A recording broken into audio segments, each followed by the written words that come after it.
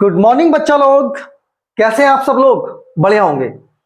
आज हम आपके लिए लेकर आए हैं इलेक्ट्रोस्टैटिक्स का लेक्चर नंबर 11, जिसमें हम आपको कराने जा रहे हैं इंटेंसिटी ऑफ इलेक्ट्रिक फील्ड पर बेस्ड अच्छे अच्छे न्यूमेरिकल्स। जो प्रीवियस लेक्चर था उसमें हमने आपको बताया था इलेक्ट्रिक फील्ड का कंसेप्ट ऑफ इलेक्ट्रिक फील्ड। उसके साथ हमने बताया था आपको intensity of electric field due to a point charge, और उसके बाद हमने आपको बताया था vector form of intensity of electric field, और उसके साथ में हमने लास्ट में आपको बताया था intensity of electric field due to a system of charge. जो एक सिस्टम ऑफ चार्ज है, मतलब ऐसा सिस्टम जिस पर बहुत सारे चार्ज है, उनके रीजन से किसी पॉइंट पर इलेक्ट्रिक फील्ड को फाइंड आउट करना। आज का जो लेक्चर है उसमें हम आपको इन पे बेस्ड सभी न्यूमेरिकल कराने वाले हैं, अच्छे अच्छे न्यूमेरिकल है। तो चलिए स्टार्ट करते हैं। मैं आशीष चौहान स्वागत करता हूं आपका आपके छोटे से प्यारे से YouTube channel physics ocean English medium पर। तो ये क्वेश्चन बेटे आपके बोर्ड पे लिखा हुआ है। देखिए पहला क्वेश्चन क्या कहते हैं, ये आपको दे रखा है कि what is the intensity of electric field at mid point of line joining of both charges. आपको दो चार्जेज दे रखे हैं, एक प्लस के 4 माइक्रोकुलाम है और दूसरा है बच्चा माइनस के 16 माइक्रोकुलाम, और इनके बीच की डिस्टेंस है 2 सेंटीमीटर। कितनी है ये? 2 सेंटीमीटर। आपसे मालूम करते हैं कि find the electric field mid point. कहां पर बेटे? बिल्कुल बीच में। अगर यार मिड पॉइंट पे होगा तो कंप्लीट डिस्टेंस कितनी है? 2 सेंटीमीटर। इसका मतलब 1 सेंटीमीटर इधर, जल्दी बोलिए, और 1 सेंटीमीटर होगा बच्चा इधर, क्योंकि मिड पॉइंट का मतलब बिल्कुल बाइसेक्टर कर देगा। अब समझिए बेटे, इसे समझने से पहले मैं आपको बता देता हूं कि देखिए एक चार्ज होता है पॉजिटिव। जो पॉजिटिव चार्ज होता है, मान लीजिए इस पॉजिटिव चार्ज पॉइंट ओ पर रखा है, आर डिस्टेंस पर आपको इलेक्ट्रिक फील्ड फाइंड आउट करना है। एक नेगेटिव चार्ज है, मान लीजिए इसी से भी आर डिस्टेंस पर कोई पॉइंट पी है, फिर आपको इलेक्ट्रिक फील्ड फाइंड आउट करना है।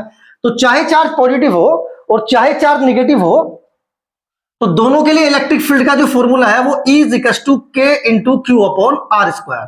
डिफरेंस क्या है कि जो पॉजिटिव चार्ज होता है उसका इलेक्ट्रिक फील्ड आउटवर्ड होता है, और जो नेगेटिव चार्ज होता है उसका इलेक्ट्रिक फील्ड इनवर्ड होता है। बस ये कंसेप्ट आपको ध्यान रखना है। दूसरी बात ये भी बताई गई थी कि अगर इलेक्ट्रिक फील्ड के फॉर्मूले का वेक्टर फॉर्म को यूज करेंगे तब तो चार्ज की वैल्यू आप विद साइन रखेंगे। अदरवाइज अगर आप नॉर्मली फॉर्मूले को यूज कर रहे हैं, विदाउट वेक्टर फॉर्म कर रहे हैं, देखिए वेक्टर फॉर्म क्या थी बेटे? वेक्टर फॉर्म इसकी ये थी, अगर किसी क्वेश्चन में आपसे वेक्टर फॉर्म का यूज करा ले तो वहां पर आप चार्ज की वैल्यू को विद साइन रखने वाले हैं, अदरवाइज आप चार्ज की वैल्यू को विदाउट साइन ही रखेंगे। ये बेटे वेक्टर फॉर्म थी इसकी, E = K Q/r के मोड का क्यूब इंटू वेक्टर r। अगर इस वाले फॉर्मूले का यूज कहीं करना पड़ रहा है आपको, तब तो आप Q की वैल्यू विद साइन रखेंगे। कैसे रखने वाले हैं आप? With sign. अदरवाइज इस फॉर्मूले में Q की वैल्यू कैसे रखने वाले हैं आप? Without sine. बस अगर कहीं पॉजिटिव है तो इसका मतलब है इलेक्ट्रिक फील्ड आउटवर्ड है, और निगेटिव है तो इलेक्ट्रिक फील्ड इनवर्ड है। इतना कंसेप्ट समझ में आया आपको?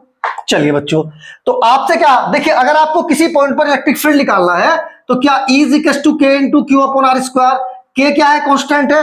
नॉर्मली यहां दे रखा है वैक्यूम है, और वैक्यूम के लिए K की वैल्यू, सॉल्यूशन देखिए बच्चों, K की वैल्यू किसके लिए? वैक्यूम के लिए आपको याद होगी 9 × 10⁹ न्यूटन मीटर स्क्वायर पर कूलम स्क्वायर, या इसे आप कह देते थे 1/4πε0। ऐसे भी ले सकते हैं। और अगर के वैक्यूम के अलावा अगर कोई मीडियम होता तो 1/ε0m। इतना आपको समझ में आया बच्चों? बेटे इस लेक्चर को करने से, देखने से पहले जो इससे प्रीवियस लेक्चर है electrostatics lecture number 9, electric charge and field का lecture number 10, electric charge and field का लेक्चर नंबर 10 आप जरूर देख के आए, तभी अच्छे से क्लियर होगा, क्योंकि इंटेंसिटी ऑफ इलेक्ट्रिक फील्ड के सारे कंसेप्ट उसमें बता दिए गए हैं। यहां केवल न्यूमेरिकल में तो यार आपको कंसेप्ट को यूज करना है, समझना नहीं है, यूज करना है कंसेप्ट को। फिर भी हम कोशिश करेंगे आपको टाइम टू टाइम बताते चले। क्लियर? तो ये कंडीशन क्लियर हुई। अब समझिए बेटे, तो आपको क्या होना है, फॉर्मूले का मींस क्या है? अगर आपको किसी पॉइंट पर intensity of electric field find out करनी है तो आपको के की वैल्यू चाहिए, सबके लिए कांस्टेंट होती है, सेम होती है। वैक्यूम है तो 9 × 10⁹ न्यूटन मीटर स्क्वायर पर कूलम स्क्वायर। दूसरा, उस चार्ज की वैल्यू चाहिए जिससे वो इलेक्ट्रिक फील्ड जनरेट हो रहा है।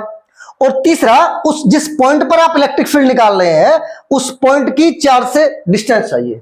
समझिए, एक चार्ज एक इलेक्ट्रिक फील्ड को जनरेट करेगा, तो बच्चा इस वाले चार्ज को 1 मान लो, और इस वाले चार्ज को 2 मान लो। इसके इलेक्ट्रिक फील्ड को E1 कंसीडर कर दिया और इसके इलेक्ट्रिक फील्ड को बच्चों कितना कंसीडर कर दिया, E2 कर दिया। देखिए ये पॉजिटिव चार्ज है, किस पॉइंट पे निकाल लें आप, इस पर। तो इलेक्ट्रिक फील्ड पॉजिटिव से आउटवर्ड होता है, इसका आउटवर्ड इस साइड में तो इधर होगा बच्चा। इसका मतलब E1 की डायरेक्शन ऐसे होगी, यस नो, जल्दी बोलिए। दूसरा समझिए बेटे, ये कैसा है, निगेटिव। निगेटिव का कैसा होता है, इनवर्ट। बेटे इसका इनवर्ट मतलब उसकी तरफ ही, तो ये जो माइनस का 16 है इसका इनवर्ट तो इधर ही होगा भाई। इसका ये -16 है तो इस पॉइंट पे निकाल ले, अगर ऐसे जाएंगे तो इसका आउटवर्ट हो गया, इधर आएंगे तो इसका कैसा हो गया बच्चा, इनवर्ट। मतलब जहां चार्ज रखा है उसकी तरफ ही। तो E2 की वैल्यू कितनी हो गई, डायरेक्शन ऐसे हो गई। अब दोनों की डायरेक्शन कैसी है बच्चों, सेम है। तो अगर डायरेक्शन सेम होती है तो रिजल्टेंट सम के इक्वल, और डायरेक्शन अपोजिट होती है तो रिजल्टेंट सबट्रैक्शन के इक्वल। और अगर डायरेक्शन ना तो सेम है ना अपोजिट है, किसी एंगल पर है, तो आपको याद होगा ये फॉर्मूला लगाते थे नेट के लिए, R square is equal to P square plus Q square plus 2PQ cos theta. ये वेक्टर से आया बेटे 11th क्लास से, क्लियर। जब दोनों के बीच का एंगल थीटा हो तो इस फॉर्मूले का यूज कर देते हैं। सेम है तो ऐड कर देंगे, सब्ट्रैक्ट है, सॉरी सेम डायरेक्शन है तो ऐड करेंगे, और अगर डायरेक्शन अपोजिट है तो सब्ट्रैक्ट कर देंगे। तो यहां कैसी डायरेक्शन है, सेम है, तो नेट इलेक्ट्रिक फील्ड, बेटे इलेक्ट्रिक फील्ड को मैं शॉर्ट में लिख रहा हूं बार बार, एट मिड पॉइंट ओ कितना, तो ई नेट, बेटे दोनों की डायरेक्शन सेम है तो ऐड कर देंगे, अपोजिट होती तो सब्ट्रैक्ट कर देते, और बेटे किसी एंगल पे होती तो इस फॉर्मूले का यूज करते। क्लियर। अब समझिए E1 पहले के रीजन से, यार सेंटीमीटर में नहीं लेते, सेंटीमीटर का मतलब क्या है, 10 टू द पावर -2 मीटर, इसका मतलब 10 to the power -2 metre. Formula क्या है, K इंटू पहले चार्ज को Q1 कंसीडर कर दिया, दूसरे चार्ज को Q2, पहले चार्ज की डिस्टेंस को R1 मान लिया और दूसरे चार्ज की डिस्टेंस को R2 मान लिया। Q1 upon R1 square plus K Q2 upon R2 square. बच्चों K दोनों में से कॉमन आया, Q1 अपॉन R1 स्क्वायर, या ऐसी वैल्यू रख दो यार, चक्कर मत पड़ो। Q की वैल्यू, K की वैल्यू बेटा 9 into 10 to the power 9। Q की वैल्यू बेटे माइक्रोकुलाम में है, और आपको पता है माइक्रोकुलाम बहुत स्मॉलेस्ट यूनिट होती है चार्ज की, तो माइक्रोकुलाम में नहीं लेते, कुलाम बनाएंगे 10 टू द पावर -6 से मल्टीप्लाई कर देते हैं, याद होगा आपको। यहां भी क्या करेंगे, 10 टू द पावर -6 से मल्टीप्लाई कर देंगे, क्लियर हुआ। तो माइक्रोकुलाम के कुलाम बन गए। अब वैल्यू रखिए 4 इंटू 10 टू द पावर -6, और ये आया 10 to the power -2, 10 to the power -2, तो 10 टू द पावर -2 का whole square plus 9 into 10 to the power 9। फिर इसकी वैल्यू बेटे विदाउट साइन वैल्यू रखनी है। अगर आप यूज किससे करेंगे बेटे, यूज वेक्टर फॉर्म का करना पड़ता है आपको, क्वेश्चन में पता चलेगा, तब तो आप साइन वैल्यू रखेंगे चार्ज की, अदरवाइज विदाउट साइन रखने वाले हैं। तो यहां तो वेक्टर फॉर्म की रिक्वायरमेंट नहीं है, तो क्या रखने वाले हैं, 10 to the power -6 upon 10 to the power -2 का होल स्क्वायर। समझिए बच्चा, इधर का इरेज कर दें, चलिए ये तो नोट कर लिया होगा बच्चों आपने। अब 9 इंटू 10 टू द पावर 9 को कॉमन ले लीजिए बाहर, ई नेट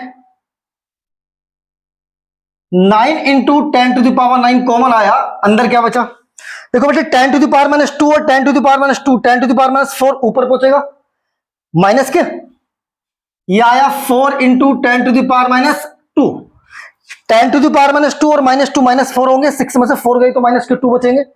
ऐसे ही बेटे यहां आया प्लस के 16 into 10 to the power -2, 9 into 10 to the power 9, बेटे 10 टू द पावर सेम है तो जोड़ सकते हैं, 20 इंटू 10 टू द पावर -2, कितना आया 9 2 जा 18 इंटू 10 टू द पावर -9, और बेटे कितने बचे 7।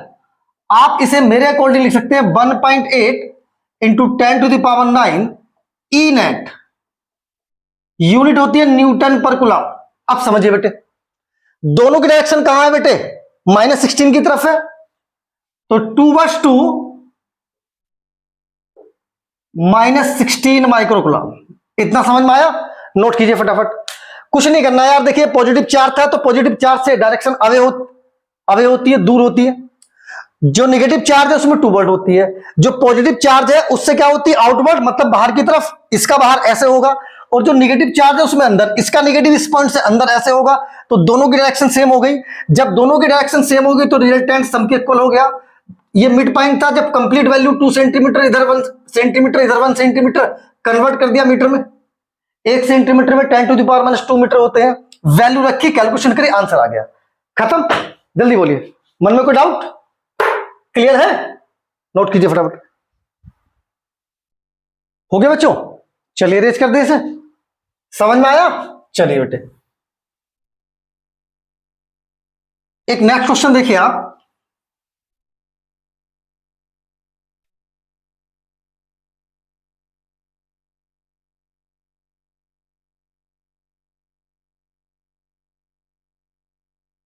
मान लीजिए आपके पास एक इक्विलेटरल ट्राइंगल है। कैसा ट्राइंगल है बच्चों? इक्विलेटरल। इस साइड को मान लो आप ए, इस वाली को मान लो आप बी, और इसको मान लीजिए आप सी। क्लियर? यहां पर रखा है कोई क्यू पॉजिटिव चार्ज, और यहां पर रखा है कोई माइनस क्यू चार्ज। ये इक्विलेटरल है तो सारी साइड इक्वल होंगी। क्या कहते हैं? Find the intensity of electric field, intensity of electric field at point C. किस पर निकालनी है आपको? पॉइंट सी पर निकालनी है। क्लियर? अब देखिए बच्चों, देखिए आपको पहला कंसेप्ट यह ध्यान रखना है कि एक चार्ज अगर चार्ज पॉजिटिव है तो इलेक्ट्रिक फील्ड पी पे निकालने हैं, डिस्टेंस आर है, तो बच्चों कैसा होगा? आउटवर्ड। और अगर चार्ज निगेटिव है, पॉइंट पी पर ही फाइंड आउट कर रहे हैं, तो बेटे कैसा होने वाला है? वो इनवर्ड। डिस्टेंस कितनी है? आर। दोनों कंडीशन में सेम ले ली। फॉर्मूला चाहे ये हो, चाहे पॉजिटिव हो, चाहे निगेटिव हो, is equal to K into Q upon R square. और इस फॉर्मूले में जब भी चार्ज की वैल्यू रखनी है वो विदाउट साइन रखनी है। ये कंसेप्ट आपको पकड़ के चलना है। एक चार्ज एक टाइप के इलेक्ट्रिक फील्ड को जनरेट करने वाला है, तो यहां कितने चार्ज है? 2। तो कितने इलेक्ट्रिक फील्ड होने वाले हैं? 2। यार इस चार्ज को मैं 1 कंसीडर कर दूं, इस चार्ज को 2 कंसीडर कर दूं, कोई दिक्कत नहीं है। इसके इलेक्ट्रिक फील्ड को बच्चों E1 मान लो, और इसके इलेक्ट्रिक फील्ड को मान लीजिए ये E2 जनरेट कर रहा है। अब निकालना कहां है? पॉइंट सी पर। बेटे ये कैसा चार्ज है?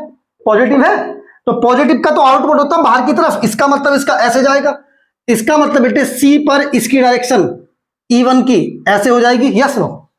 फॉर्मूला क्या है? फॉर्मूला आपके पास क्या होता है बेटे कि जो वैल्यू है K into Q upon R square. K constant है, Q का मतलब चार्ज की वैल्यू, अपॉन R का मतलब चार्ज से डिस्टेंस, चार्ज से पॉइंट के डिस्टेंस की वैल्यू का स्क्वायर। समझिए यहां कहां रखा है बेटे? यहां पे Q पे, A पे रखा है। डिस्टेंस कितनी हो गई? AC। AC कितनी है बेटे? इक्विलेटरल ट्राइंगल की साइड है तो A। इसका मतलब K चार्ज अपॉन डिस्टेंस का स्क्वायर। समझ में आया? और चार्ज की वैल्यू विदाउट साइन रखनी है। ये कैसा है? निगेटिव। निगेटिव में कैसा होता है बेटे? इनवर्ट। मतलब यार इस पॉइंट से इसका इनवर्ट तो अंदर बैठेगा, इधर इसका आउटवर्ड बाहर होगा, इनवर्ट ऐसे होगा ना है। तो बेटे इसका मतलब E2 ये आ गया। वैल्यू ऑफ E2 निकाल लो। के चार्ज की वैल्यू वही है, विदाउट साइन वैल्यू रखेंगे, विदाउट साइन वैल्यू रखेंगे, अपॉन डिस्टेंस कितनी है बच्चा? A square. इसका मतलब क्या हुआ कि now E1 is equal to E2 is equal to कितना है? K Q upon A square, और इज इक्वल टू कंसिडर कर लीजिएगा E। फायदा लग जाएगा थोड़ा सा कहीं कैलकुलेशन, मतलब अगर आपको सब्ट्रैक्ट करना, जोड़ना है, घटाना पड़ेगा तो बेनिफिट लग जाएगा। अब समझिए कैसा है ट्राइंगल है? इक्विलेटरल। 60 60 बेटा ये भी 60, तीनों एंगल 60 हो गए। किसी भी एक लाइन के एक साइड का एंगल 180, तो यार ऊपर वाला कितना बचा? 120। इतना समझ में आया आपको? अभी मैंने आपको जो पहला क्वेश्चन कराया था वहां पर क्या बताया था कि अगर दोनों इलेक्ट्रिक फील्ड की इंटेंसिटी की डायरेक्शन सेम है तो दोनों को ऐड कर दो। पहले सेम आई थी तो ऐड कर दिया था, अपोजिट है तो सब्ट्रैक्ट कर दो, और ना सेम है ना अपोजिट है, बीच में कोई एंगल बैठ रहा है, तो वहां पर क्या फॉर्मूला लगाएंगे? वहां पर आप फॉर्मूले का यूज करेंगे कि आर स्क्वायर। देखिए कौन से फॉर्मूले का यूज करने वाले हैं? If angle between P and Q, ये लिखना नहीं यार एग्जाम में, आपको बस समझा रहा हूं बस, is theta and capital R is the resultant कह दीजिए या नेट कह दीजिए। तो R is equal to under root P square plus Q square plus 2pq cos theta. अब यहां समझो E1 और E2 का रिजल्टेंट दोनों का मान लीजिए कितना है, ई नेट है। तो आर की जगह क्या आ गया बच्चा, ई नेट। जल्दी बोलो। P मतलब एक और Q मतलब दूसरा, इसका मतलब पहला E1 और दूसरा E2 प्लस 2p की जगह E1 और Q की जगह E2 और cos थीटा मतलब दोनों के बीच का एंगल कितना है, E1 E2 का 120। अब समझिए यार, E1 को आप E कह सकते हो और E2 को भी E कह सकते हो। मैंने आपको बताया कि दोनों की वैल्यू सेम आई। प्लस 2 E1 E2 बेटे, E1 की वैल्यू E, E2 की वैल्यू E स्क्वायर हो गया। cos 120 cos 90 minus 30 cos 90 minus 30 minus sine 30, इसका मतलब माइनस के 1/2। ये तो पता होगा आप लोगों को ट्रिग्नोमेट्री का। 2 से 2 गया, कितना आया 2e स्क्वायर बेटे, माइनस आएगा ये साइन बाहर, माइनस ई स्क्वायर, इसका मतलब कितना आया E square E net under root में। तो E net is equal to ई, भाई स्क्वायर रूट से बाहर निकलकर ई रह जाने वाला है। और ई की वैल्यू कितनी है, देखो बेटे ये रही, ई की वैल्यू है K Q upon A square. के की value 1/4 pi epsilon not Q upon A square. याद आपको क्या रखना है कि अगर कुछ नहीं दे रखा मीडियम तो इसका मतलब वैक्यूम है।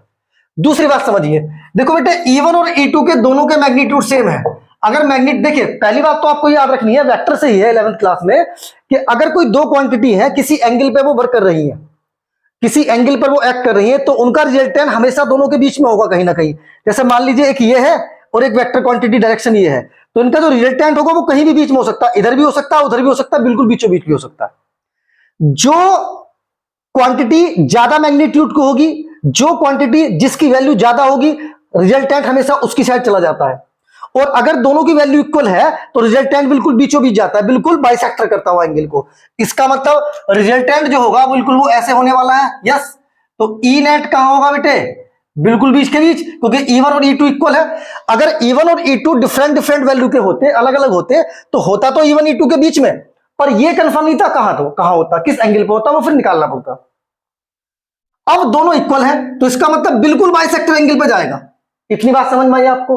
अगर ये मान लीजिए दोनों डिफरेंट डिफरेंट होते तो किसी की वैल्यू ज्यादा होती, किसी की वैल्यू कम होती, तो ई नेट हमेशा ज्यादा वैल्यू वाले की तरफ होता है। मतलब मान लीजिए E2 ज्यादा होता तो ये E2 की तरफ झुक जाता, टिल्टेड हो जाता। E1 अधिक होता तो बेटे E1 की तरफ टिल्टेड हो जाता। अब तो दोनों इक्वल है तो बिल्कुल बीच में, जितना प्रेशर ये लगाएगा उतना ही प्रेशर ये लगाएगा, तो बिल्कुल बीचों बीच रहेगा। आया समझ में।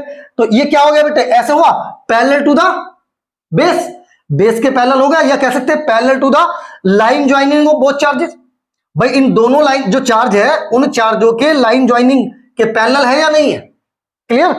तो कह सकते हैं, यहां लिखा बेटे, डायरेक्शन ऑफ ई नेट कैसी है, parallel to line joining of both charges. समझ में आया आप लोगों को। जल्दी नोट कीजिए, अगले क्वेश्चन की तरफ बढ़ते हैं। चलिए बच्चों, हो गया बेटा। बस इसमें आपको इलेक्ट्रिक फील्ड की डायरेक्शन का ध्यान रखना है और बीच के एंगल का ध्यान रखना है। अगर पॉजिटिव चार्ज से इलेक्ट्रिक फील्ड जनरेट हो रहा है, क्रिएट हो रहा है, तो आउटवर्ड, और निगेटिव चार्ज से जनरेट हो रहा है, क्रिएट हो रहा है, तो इनवर्ड। अगर डायरेक्शन सेम है दोनों की या तीनों की, जितने भी आ रहे हैं, तो ऐड कर देंगे, और डायरेक्शन अपोजिट है तो सब्ट्रैक्ट कर देंगे। और बेटे डायरेक्शन ना तो सेम है ना अपोजिट है, तो फिर फॉर्मूला लगाएंगे R square is equal to P square plus Q square plus 2pq cos theta. इस फॉर्मूले का यूज तभी करना है जब दोनों के बीच में कोई ना कोई एंगल होगा। अदरवाइज सेम डायरेक्शन में एंगल तो बेटे सेम में भी होता है 0, अपोजिट में होता है 180, तो वहां पर बेटे उसी हिसाब से वो मतलब वैल्यू फॉर्मूला उसी हिसाब से बन जाता है। तो उसे आप डायरेक्ट यूज कर सकते हैं, पर अगर कोई एंगल आया तो उसे आप डायरेक्ट यूज नहीं करेंगे, आपको वो शो करना पड़ेगा, दिखाना पड़ेगा। नेक्स्ट क्वेश्चन देखिए, मान लीजिए आपके पास एक स्क्वायर है,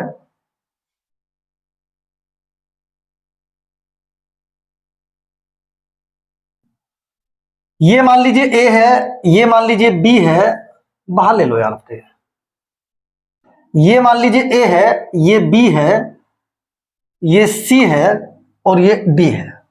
यहां पर रखा है बेटा प्लस क्यू चार्ज, यहां पर भी कोई प्लस क्यू चार्ज रख दिया और यहां पर भी कोई प्लस क्यू चार्ज रख दिया, यहां पर बेटा यहां पर चार्ज नहीं रखा। क्या कहते हैं? Find the net, find the net intensity of electric field at point C.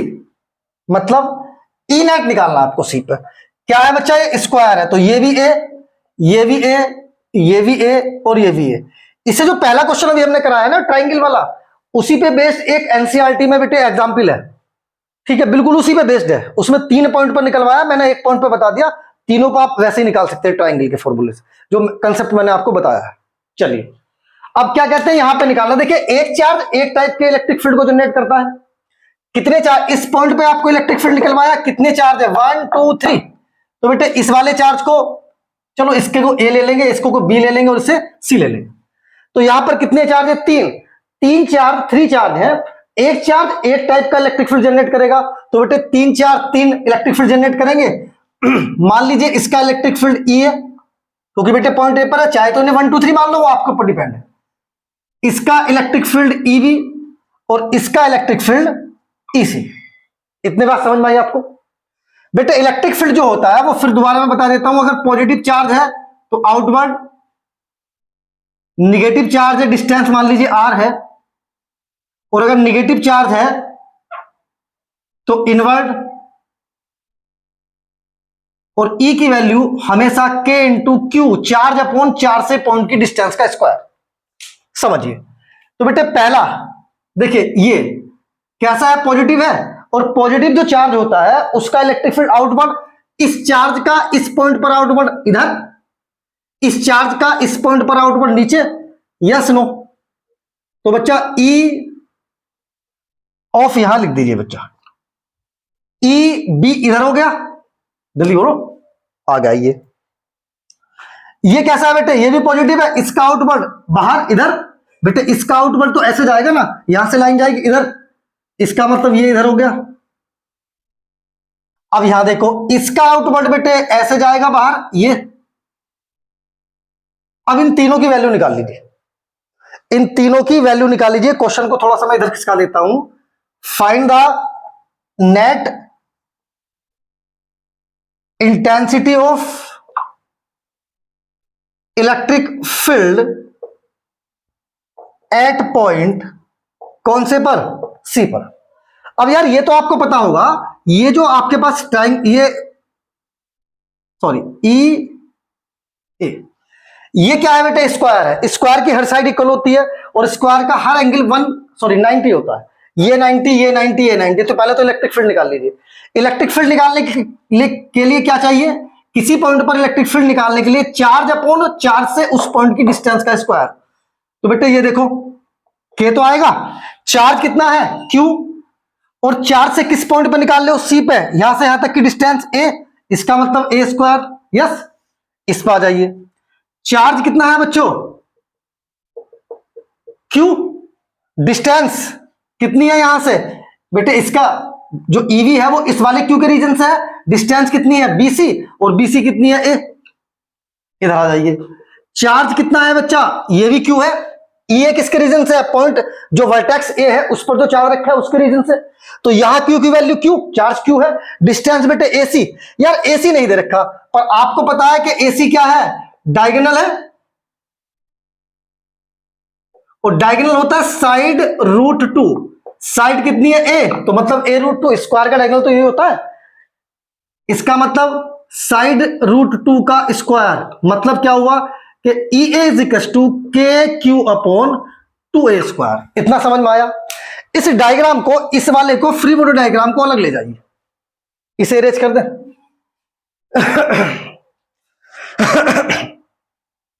F B D मतलब फ्री बॉडी डायग्राम। ये देखिए पॉइंट सी ऐसे है, ये ई डी ऐसे आया, ई बी ऐसे आया, और बच्चों ई ए ऐसे आया। जो डायगोनल है वो बाइसेक्टर करता हुआ आता है, तो ये एंगल 45, जल्दी बोलो कितना बेटे, पूरा 90 होता है तो ये 45, ये भी 45 और ये भी 45, यस। ये भी 45 और ये भी 45। दूसरी एक बात समझिए आप बच्चों, यहां जो वैल्यू ई ए की है वही वैल्यू ई बी की, सॉरी, जो वैल्यू ई बी की है वही वैल्यू ई डी की है, और किसके इक्वल है, के into Q square upon A square. इसे ई मान लीजिए थोड़ी देर के लिए, मान सकते हो यार, जैसे अभी पहले क्वेश्चन में माना था। तो ये भी ई और ये भी ई, तो चाहे तो ई बी ले लो चाहे ई ले लो, बात एक ही है। तो ई बी ना लेके मैं इसे क्या ले लूं बच्चों, ई ले लूं, इसे भी ई डी ना लेके क्या ले लूं बच्चों, मैं ई ले लूं। समझ में आया? अब समझिए यहां से क्या करें, ये जो डायगोनल है इसके परपेंडिकुलर एक लाइन को ड्रॉ कर दो। मतलब ये लाइन है और ये, मतलब जो डायगोनल है, डायगोनल जो आ रहा है, और ये जो डॉटेड लाइन करी है ये कैसी है, परपेंडिकुलर है। अब समझो बेटे, तो जब ये परपेंडिकुलर है तो ये परपेंडिकुलर है, यस नो, जल्दी बोलिए। ये दोनों, ये लाइन और ये लाइन परपेंडिकुलर हो गई। जब कोई क्वांटिटी दो परपेंडिकुलर डायरेक्शन के मिड में होती है तो उसे दो कंपोनेंट में रिजोल्व कर देते हैं। जिस साइड से एंगल बनेगा वो कॉस में, जिससे नहीं बनेगा वो साइन में। इसे भूल जाइए, अभी इन दोनों को देखो केवल। तो बेटे ये दो परपेंडिकुलर डायरेक्शन के बीच में है ई, इसे दो कंपोनेंट में रिजोल्व कर लूं। जिस साइड से एंगल बना वो कॉस में, इसका मतलब ई कॉस 45, जल्दी बोलो। जिससे नहीं बना वो साइन में, ई साइन 45। बेटे ई को दो कंपोनेंट में रिजोल्व कर दिया, काम खत्म हुआ इसका। भाई ई को दो कंपोनेंट में रिजोल्व कर दिया आपने तो ई का काम खत्म। आ जाइए अब ऊपर वाले को भूल जाओ, इसे देखो, ये और ये परपेंडिकुलर है, क्योंकि ये जो आपके पास डॉटेड लाइन है ये डायगोनल के परपेंडिकुलर है। इसका मतलब ये और ये परपेंडिकुलर है। ई फिर दो परपेंडिकुलर डायरेक्शन के मिड में आया, ई फिर दो परपेंडिकुलर डायरेक्शन के मिड में आया। इस वाले को फिर दो कंपोनेंट में रिजोल्व कर दो। जिस साइड से एंगल बना वो कॉस में, जिससे नहीं बना वो साइन में। तो इसका एंगल इधर बनना है, देखिए 45। तो इधर वाला कंपोनेंट ई, थोड़ा सा इसे ऐसे करके लिख लीजिए, इधर वाला कंपोनेंट ई कॉस 45 और इधर वाला ई साइन 45।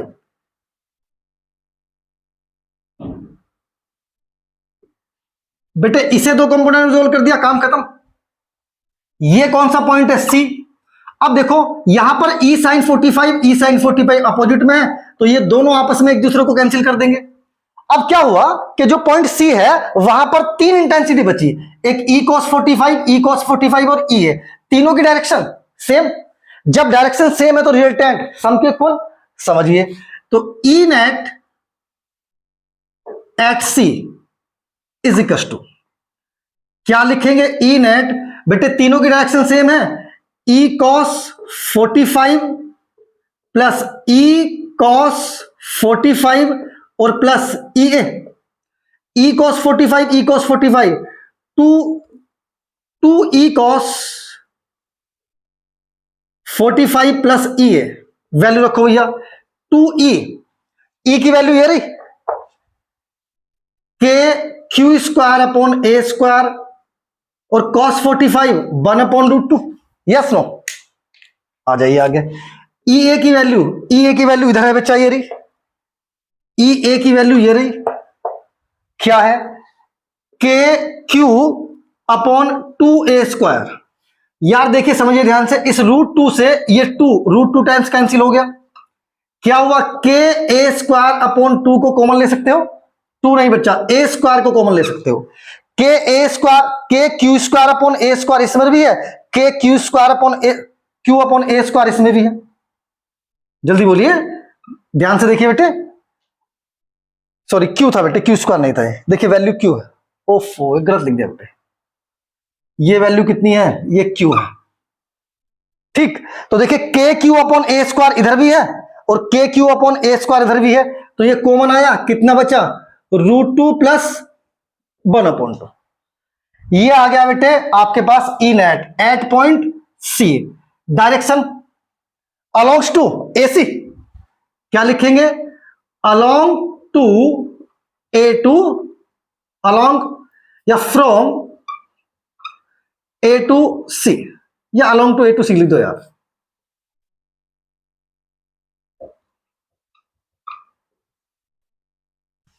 समझ में आया आप लोगों को, जल्दी बोलिए, क्लियर है, नोट कीजिए फटाफट, आगे बढ़ते हैं। हो गया बच्चों, चलिए बेटे इरेज कर दे।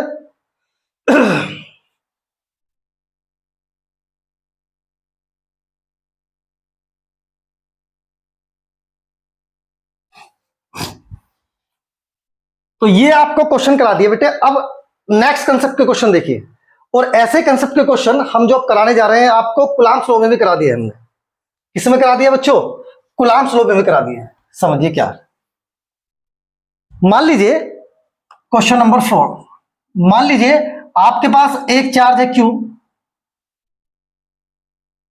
थोड़ा सा इधर बनाओ इसे। अगर वो लेक्चर आप देख के आएंगे कूलम्ब्स लॉ के जो न्यूमेरिकल कराए हैं हमने, तो बेटे बहुत आसानी से इजीली समझ में आ जाएगा, आपको कोई दिक्कत नहीं आएगी।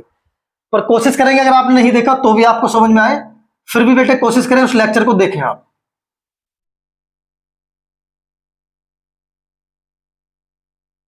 क्वेश्चन में क्या कहा है, क्वेश्चन ये है, किधर गया भाई, where electric field is 0 on the line joining of two charges, where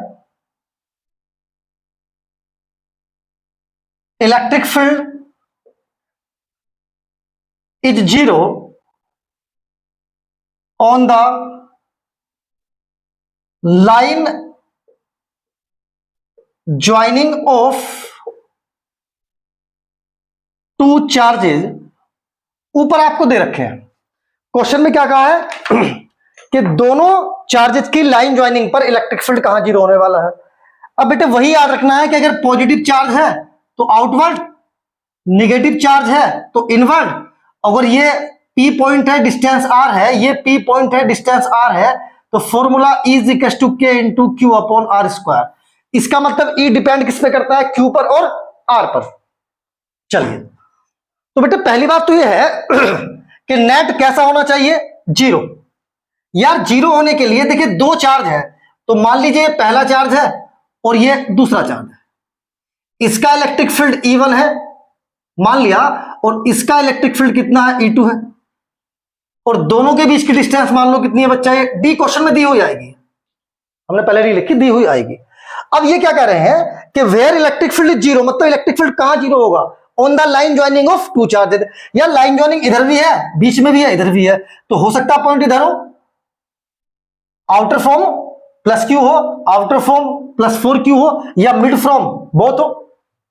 भाई यहां पे तीन कंडीशन पॉसिबल है, या तो Q से इधर हो, या 4Q से उधर हो, या दोनों के बीच में हो। इतनी बात आपको समझ में आई। तो पहले मान लीजिए कि यार वो पॉइंट यहां पर है, मान लो पॉइंट वो है। पहली बात आप समझिए बेटे, अगर इलेक्ट्रिक फील्ड देखिए इसका इंटेंसिटी E1, इसकी इंटेंसिटी E2, तो अगर किसी भी पॉइंट पर दो वेक्टर क्वांटिटी का नेट 0 होना है तो दोनों का मैग्नीट्यूड सेम होना चाहिए और दोनों अपोजिट डायरेक्शन में होनी चाहिए। अगर E1 E2 का नेट 0 होना है तो या तो E1 इधर हो या E2 इधर हो, या फिर बेटा E2 इधर हो और E1 इधर हो, मतलब दोनों सेम मैग्नीट्यूड के साथ अपोजिट डायरेक्शन में होंगी, तभी नेट 0 होगा, अदरवाइज नेट 0 नहीं होगा।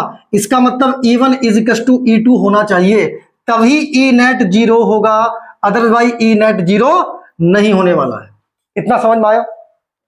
तो पहला कंसेप्ट तो यह ध्यान रखना है कि दोनों अपोजिट डायरेक्शन में हो। दूसरा कंसेप्ट यह ध्यान रखना है कि दोनों के मैग्नीट्यूड सेम हो, तभी नेट 0 पॉसिबल है, अदरवाइज 0 नहीं होने वाला। तो देख ले बेटे कहां कहां बैठ रहा है। देखिए वैसे जो आपने पहले क्वेश्चन पढ़े थे, अगर पॉजिटिव दोनों चार्ज होते हैं, दोनों सेम नेचर के चार्ज होते हैं, कूलम्ब्स लॉ में तो डायरेक्ट बताया था कि ऐसा पॉइंट दोनों के मिड में आएगा। फिर भी चेक कर लेते हैं एक बार यहां पे। ये E1 बेटे ये कैसा पॉजिटिव, आउटर, पॉजिटिव से इलेक्ट्रिक फील्ड बाहर जाएगा, इसका मतलब E1 इधर होगा, जल्दी बोलो। ये भी पॉजिटिव है, इसका भी बाहर जाएगा, इसका मतलब E2 भी इधर होगा। यार दोनों की डायरेक्शन सेम है और सेम में रिजल्टेंट सम के इक्वल होगा, तो इसका मतलब ये कंडीशन पॉसिबल नहीं है। मान लो यार ये पॉइंट यहां ना होके यहां होता, भैया ये पॉजिटिव है, बाहर फेंकेगा, सॉरी बाहर इलेक्ट्रिक फील्ड की जो डायरेक्शन होगी, फेंकेगा होगा कुछ नहीं बेटे, इलेक्ट्रिक फील्ड की जो डायरेक्शन होगी वो आउटवर्ड होगी, तो आउटवर्ड E1 इधर जाएगा। ये भी पॉजिटिव है, इसका भी इधर जाएगा, इसका मतलब दोनों की डायरेक्शन सेम है, ये वाली कंडीशन नहीं बैठ रही, इसका मतलब ये भी पॉसिबल नहीं है। तो बीच में ले लेते हैं। मान लीजिए यहां इसका आउटवर्ड बेटे इस पॉइंट पे इधर, इसका आउटवर्ड इस पॉइंट पे इधर, तो E1 इधर हुआ, इसका आउटवर्ड बेटा यही प्लस है, दोनों पॉजिटिव है, पॉजिटिव का तो आउटवर्ड होता है, देखिए पॉजिटिव का बाहर की तरफ, तो इसका बाहर इससे इधर होगा नहीं, तो इसका मतलब E2 इधर आ जाएगा, यस नो। अब देखिए ये वाली कंडीशन बैठ गई, अब दोनों की डायरेक्शन तो अपोजिट होगी, अगर मैग्नीट्यूड सेम हो जाए तो बेटे हो सकता है पॉसिबिलिटी बन जाए, और मैग्नीट्यूड सेम बैठ ही जाएगा। देखिए कैसे, मैग्नीट्यूड जो डिपेंड करता है वो दो चीजों पर करता है, एक तो चार्ज पर, मैग्नीट्यूड डिपेंड करता है चार्ज पर और डिस्टेंस पर। डिस्टेंस जैसे जैसे बढ़ेगी मैग्नीट्यूड वैसे वैसे कम होगा, यस नो। अब देखो जिस चार्ज का मैग्नीट्यूड ज्यादा होगा उसका इलेक्ट्रिक फील्ड भी ज्यादा होगा, इन दोनों में से किसका मैग्नीट्यूड ज्यादा है, चार्ज का बेटे दूसरे का ज्यादा है, तो इसका मतलब E2 बड़ा होगा और E1 छोटा होगा, यस नो। भाई इसका मैग्नीट्यूड 4 क्यों है, इसका मैग्नीट्यूड क्यों है, तो जिसका मैग्नीट्यूड ज्यादा, जिस चार्ज की वैल्यू ज्यादा उस चार्ज का मैग्नीट्यूड, चार्ज के कारण इलेक्ट्रिक फील्ड ज्यादा। किसका ज्यादा है बेटे वैल्यू चार्ज की, दूसरे वाले की, तो दूसरे का इलेक्ट्रिक फील्ड ज्यादा होगा, E2 ग्रेटर देन E1। अब ये इस पॉइंट पर दोनों अपोजिट डायरेक्शन में तो आ गए, पर भैया E2 का मैग्नीट्यूड ज्यादा है और E1 का कम है, मतलब मान लो इसका 2 है और इसका 1 है, या मान लीजिए इसका 5 है और इसका 2 है, तो बेटे 3 इलेक्ट्रिक फील्ड इधर हो जाएगा ना, जब डायरेक्शन अपोजिट हो तो घटा देते हैं। बट अब मुझे दोनों को सेम करना है, मतलब 7 हो गए, भैया ये 5 था और ये 2 था, तो इसे भी 3.5 कर दो, ले आए कैसे, और इसे भी 3.5 ले आए 3.5, तो जब दोनों इक्वल हो जाएंगे तभी तो नेट जीरो होगा। तो चार्ज में तो आप चेंज नहीं कर सकते, बट बेटे इस जो पॉइंट है इसे तो आगे पीछे कर सकते हो, जितना आर बढ़ाएंगे आप उतना ई कम हो जाएगा, तो ई कम किसका करना है, दूसरे वाले का, क्योंकि दूसरे का बढ़ा हुआ है, भाई दूसरे का इलेक्ट्रिक फील्ड पहले से ज्यादा है तो उसको कम करेंगे, उसको E2 को कम करना है और E1 को बढ़ाना है, तभी तो वैल्यू इक्वल होगी। मतलब क्या करना पड़ेगा, E2 को तो कम करना है और E1 को आपको बढ़ाना है, यस। E2 कम कब होगा, जब E2 के लिए डिस्टेंस बढ़ जाएगी, और भैया E1 ज्यादा कब होगा, जब इसके लिए डिस्टेंस कम हो जाएगी। इट मीन्स इस O की डिस्टेंस कम कर दीजिए, किससे, पहले चार्ज से, भैया E1 के विद रेस्पेक्ट डिस्टेंस को कम करना पड़ेगा और E2 के विद रेस्पेक्ट डिस्टेंस को बढ़ाना पड़ेगा। E1 के विद रेस्पेक्ट डिस्टेंस किसकी है, इसके चार्ज Q की, और E2 के विद रेस्पेक्ट डिस्टेंस किसकी है, इसके चार्ज 4Q की। तो 4Q की डिस्टेंस को इसके किसके रीजन से है, 4Q के, और ये किसके रीजन से है, Q के, तो बेटे 4Q की डिस्टेंस को बढ़ाना पड़ेगा और Q की डिस्टेंस को घटाना पड़ेगा। तो Q की डिस्टेंस कब घटेगी, जब ये पॉइंट Q की तरफ होगा, आया समझ में। और इस कंसेप्ट को बहुत अच्छे तरीके से हमने कुलाम्स लॉ के जो न्यूमेरिकल वाला लेक्चर था उसमें बहुत अच्छे से समझाया था। इसका मतलब E2 इधर को और E1 इधर को। तो याद रखना है आपको कि जब भी आपको नेट इलेक्ट्रिक फील्ड जीरो रखना है तो जो आपको पॉइंट लेना है वो नियरेस्ट टू स्मॉल चार्ज लेना है। कैसा लेना है, नियरेस्ट टू स्मॉल चार्ज। इतनी बात समझ में आई। मान लीजिए डिस्टेंस x है और ये कितनी है, तो d माइनस एक्स होगी बच्चों, यस नो। तो पहला कंसेप्ट आपको बना के दे रहा हूं मैं। पहली बात, both charge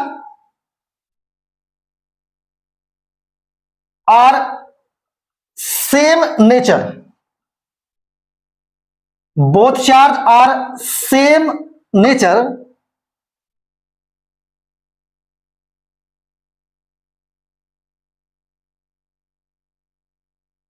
point always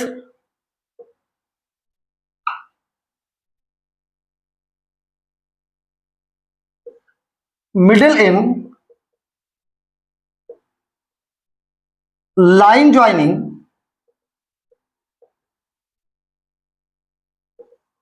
of both charges. अगर दोनों सेम नेचर के हैं, चाहे पॉजिटिव हो और दोनों यार चाहे नेगेटिव हो, कोई फर्क नहीं पड़ रहा उससे। तो जो पॉइंट लेंगे आप वो कौन सा पॉइंट, जहां पर इलेक्ट्रिक फील्ड जीरो हो, always middle in line joining of both charges. दूसरी बात, point always near to smaller charge. Point को हमेशा कहां रखना है, स्मॉलर चार्ज के नियर रखना है। ये कंसेप्ट नोट हो गया, मिटा दूं इसको, चलिए इसे नहीं मिटाता, इधर देख लीजिए आप। तो बेटे क्या हुआ इस पॉइंट पे, let us consider point O पे, ये तो कंफर्म हो गया ओ पे जीरो हो जाएगा। ओ पर जीरो पॉसिबल है यार, होगा। जब आप डिस्टेंस को घटाएंगे बढ़ाएंगे तो कहीं ना कहीं तो ऐसी कंडीशन आएगी कि जहां पर दोनों की वैल्यू इक्वल होने वाली है। तो now E net at point O is zero. कब E1 is equal to E2। Value रखो भैया के। क्या होता है E की वैल्यू अभी आपको बताई थी कि अगर चार्ज आपके पास Q है, पॉइंट P है, डिस्टेंस R है, तो E इज इक्वल टू के चार्ज अपॉन चार्ज से डिस्टेंस का स्क्वायर। चार्ज अपॉन चार्ज से डिस्टेंस का स्क्वायर, चार्ज अपॉन चार्ज से डिस्टेंस का स्क्वायर। भैया ये E1 किसके रीजन से है, Q के, तो Q अपॉन चार्ज से डिस्टेंस कितनी है, इसकी डिस्टेंस यहां से यहां तक, पॉइंट O पर निकाल ले हो x, तो भैया x का स्क्वायर। ऐसे ही K, इसका कितना बेटे 4Q, डिस्टेंस कितनी है देखो d माइनस एक्स का स्क्वायर, इससे इसकी डिस्टेंस d माइनस एक्स। यार बच्चा देख, K से K कैंसिल हो गया, Q से Q गया, ये आया d minus x upon x का whole square is equal to 4। Root कर दीजिए, तो d minus x upon x is equal to plus minus 2। एक बार पॉजिटिव साइन लीजिए, तो d minus x upon x is equal to 2, तो d minus x is equal to 2x। यार कितना हुआ 3x is equal to d, तो x is equal to d upon 3।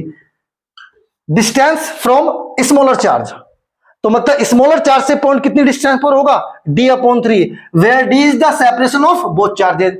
अगर आप नेगेटिव चार्ज लें, नेगेटिव साइन लें, तो d minus x upon x is equal to -2, d minus x is equal to -2।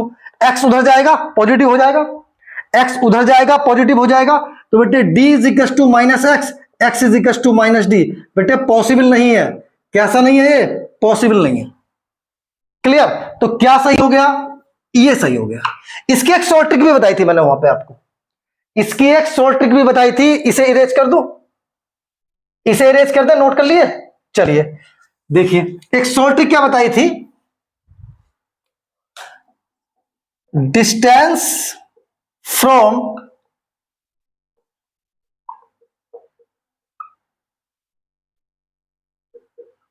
Smaller charge x, ये था √Q1 upon √Q2 plus के √Q1 out of d। Value रखिए, याद रखेंगे कि Q2 is greater than Q1, मतलब Q2 बड़ा charge लेंगे और Q1 छोटा चार्ज लेंगे, यहां तो कोई प्रॉब्लम नहीं पड़ेगी, पर जब दोनों के अपोजिट साइन हो जाएंगे तो यहां साइन माइनस का आएगा, तो वहां पर बेटे प्रॉब्लम आएगी आपको। तो इसलिए याद रखेंगे Q2 उसी ऑर्डर में लिखा है, वहां भी Q2 माइनस Q1 होगा, वहां √Q2 माइनस √Q1 हो जाएगा, तो ऑर्डर हमने वही लिखा दिया आपको, ठीक है। तो x is equal to value रखिए Q, इसकी वैल्यू बेटे कितनी है 4Q, और इसकी वैल्यू कितनी है Q आउट ऑफ d। बचा कितना बचा √Q। अब यहां देख 4Q का 2 बाहर आएगा, 2Q, 2√Q और √Q 3√Q, √Q से √Q कैंसिल हो गया, तो d अपॉन, आ गया समझ में आप लोगों को, नहीं आया तो चाहे ऐसे निकाल लीजिए चाहे वैसे निकाल लीजिए, वो फील आ जाएगा, इससे डायरेक्ट हो जाएगा। क्लियर, दोनों कंसेप्ट आने चाहिए आपको, ठीक है। नोट कीजिए, अगले क्वेश्चन पर आते हैं।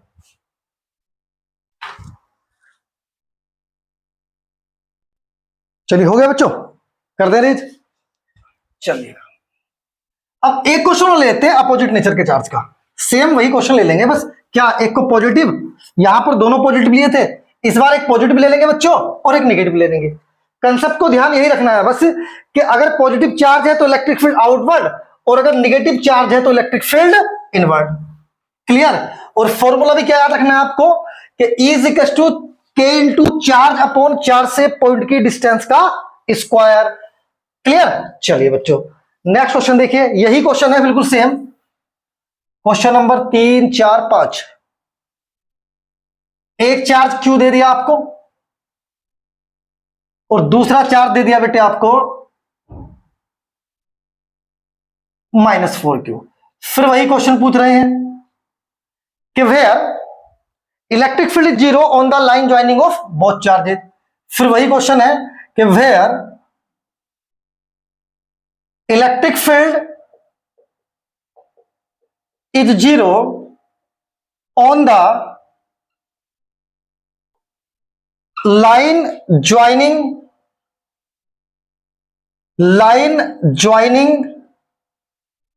Of both charges. सेम वही क्वेश्चन है, बस क्या हो गया, नेचर अपोजिट हो गया। ये पॉजिटिव है इस बार और ये इस बार कैसा है बच्चा, नेगेटिव है, क्योंकि इसका जो चार्ज है वो माइनस का है। भैया इसे मान लीजिए 1, इसे मान लीजिए 2। तो पहली बात तो आपको यही ध्यान रखना है कि चार्ज ऑलवेज, इलेक्ट्रिक फील्ड जिस पॉइंट पर जीरो होगा always nearest to smaller charge. ये कंसेप्ट तो पहले भी क्लियर होगा, पहले कूलम्ब्स लॉ में भी मैंने आपको बताया। तो आपको यहां भी आप करके दिखाने की रिक्वायरमेंट नहीं है, अब तो मैं डायरेक्ट बता रहा हूं कि जो स्मॉलर चार्ज होगा वो पॉइंट हमेशा उस पॉइंट के नियरेस्ट होगा जिस पॉइंट पर electric field, net electric field zero होगा, वो पॉइंट हमेशा स्मॉलर चार्ज के नियरेस्ट होगा, क्योंकि उसका मैग्नीट्यूड तो बेटे ज्यादा हो जाता है। किसके रीजन से, इसका खुद का मैग्नीट्यूड ज्यादा है चार्ज का, तो इसके इलेक्ट्रिक फील्ड का मैग्नीट्यूड भी ज्यादा होने वाला है, क्योंकि इलेक्ट्रिक फील्ड दो ही चीजों पर डिपेंड करता है, एक तो चार्ज पर और एक डिस्टेंस पर। तो यार चार्ज किसका ज्यादा है, इसका। तो इसका मतलब अगर इसका इलेक्ट्रिक फील्ड E1 है और इसका इलेक्ट्रिक फील्ड E2 है, तो बेटे E2 ज्यादा है, E1 कम है। तो E2 को कम करना है, E2 को ज्यादा करना है, E2 को कम करना है और E1 को ज्यादा करना है। तो भैया डिस्टेंस किससे कम होनी चाहिए, जिसे ज्यादा करना है। ज्यादा किसे करना है, E1 को। E1 किसके रीजन से है, Q के। तो Q के पास में रखेंगे कहीं, मतलब वो पॉइंट कहां मिलने वाला है, Q के पास में मिलने वाला है। आया समझ में। तो ऐसा पॉइंट इलेक्ट्रिक फील्ड जिस पॉइंट पर जीरो होगा वो always nearest to smaller charge. अब समझिए तीन कंडीशन पॉसिबल है कि यहां एक मान लो, यहां और एक यहां। भैया यहां देखो इलेक्ट्रिक फील्ड इसका E1 मान लो ये है इधर, क्वेश्चन नंबर 5। इसका बेटा प्लस है आउटवर्ड, तो आउटवर्ड कैसे होगा, इसका कैसा होगा भैया, इस पॉइंट पे इनवर्ट, तो इसका इनवर्ट इधर होगा, इस पॉइंट से इनवर्ट इधर। हो सकता है पॉसिबल हो, पॉसिबिलिटी है यार, अभी चेक करेंगे अभी आगे। भैया इस वाले पॉइंट पाओ, ये पॉजिटिव है, अगर इस पॉइंट को कंसीडर करें ये पॉजिटिव है, तो पॉजिटिव का इस पॉइंट पे आउटवर्ड ऐसे।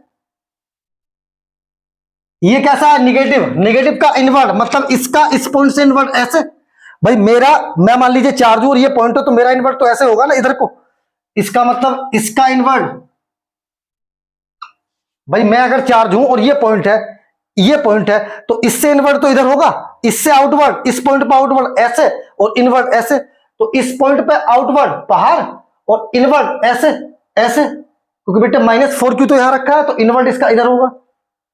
भैया दोनों की डायरेक्शन सेम होगी, पॉसिबल नहीं होगा, क्योंकि अगर आपको नेट जीरो करना है तो दोनों की डायरेक्शन अपोजिट होनी चाहिए। आ जाइए इधर, अगर मान लो इस पॉइंट पे मान ले, तो यार E1 आउटवर्ड उधर को, भाई इस पॉइंट का आउटवर्ड इधर, और इस पॉइंट कैसा, निगेटिव, निगेटिव का इनवर्ट इधर। भाई इसका इनवर्ट इधर होगा, इस चार्ज के रीजन से इनवर्ट इधर।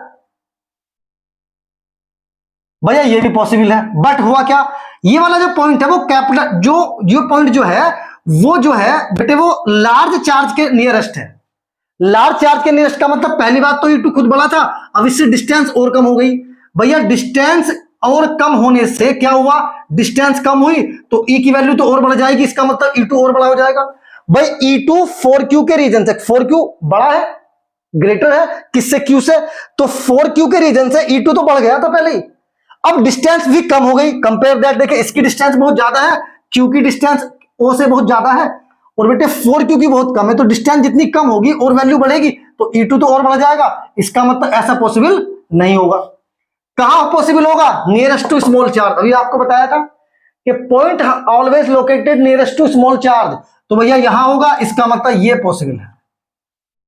मान लीजिए कितनी डिस्टेंस है बच्चों, x, कंप्लीट बीच की कितनी दे क्वेश्चन में दी हुई आएगी डी। समझ में आया आपको? चलिए now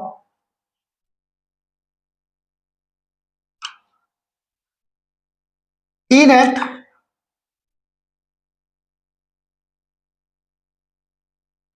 point always located near to smaller charge. एक पॉइंट तो ये ध्यान रखो, दूसरा पॉइंट क्या था भैया? Both charge are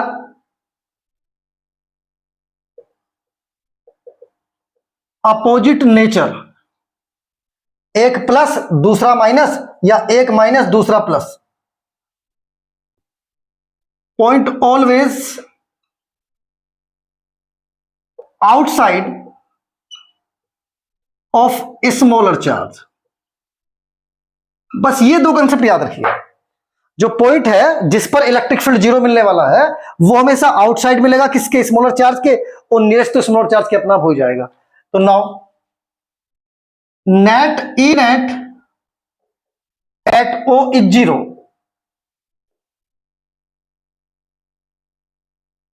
if then E1 is equal to E2। क्या है भैया? के। फॉर्मूला क्या था? अगर चार्ज Q है और बेटे ये प्लस है तो ये आउटसाइड आउटसाइड इनसाइड तो हो गया।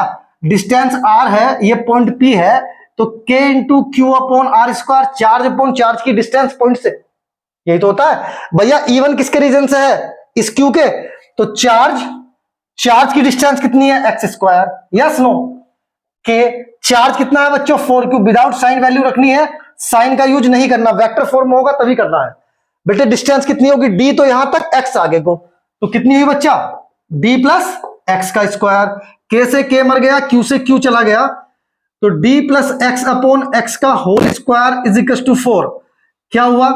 रूट कर दीजिए, D upon x is equal to plus minus 2। एक बार पॉजिटिव साइन, जल्दी बोलो। तो D plus x upon x is equal to 2। D plus x, 2 उधर पहुंचा बेटे, 2x हो गया। x उधर ले जाओगे, कितना हुआ? x is equal to D. आया समझ में भाई? x उधर पहुंच के निगेटिव होगा, 2x में से x गए तो x बचेगा। आइए इधर एक बार निगेटिव साइन ले लीजिए आप। जब निगेटिव साइन लिया तो d plus x upon x is equal to -2। तो d plus x is equal to -2x। Cross multiply करा, x को उधर ले जाएंगे तो बच्चा माइनस होगा, तो -2x minus x, d is equal to minus के 3x, x is equal to minus D upon 3। Not possible, ये नहीं होगा। इसका मतलब राइट कौन सा हो गया? ये। जब कूलम्ब्स लॉ हमने आपको पढ़ाया था, समझ में आया बच्चों आपको? जब कूलम्ब्स लॉ हमने आपको पढ़ाया था तो आपको बेटे वहां पे बताया गया था कि इसका एक सोल्व ट्रिक और बताई थी। सोल्व ट्रिक को आप डायरेक्टली कर सकते हैं। इसे नोट कर लिया? इरेज कर दें? चलिए, वेरी गुड।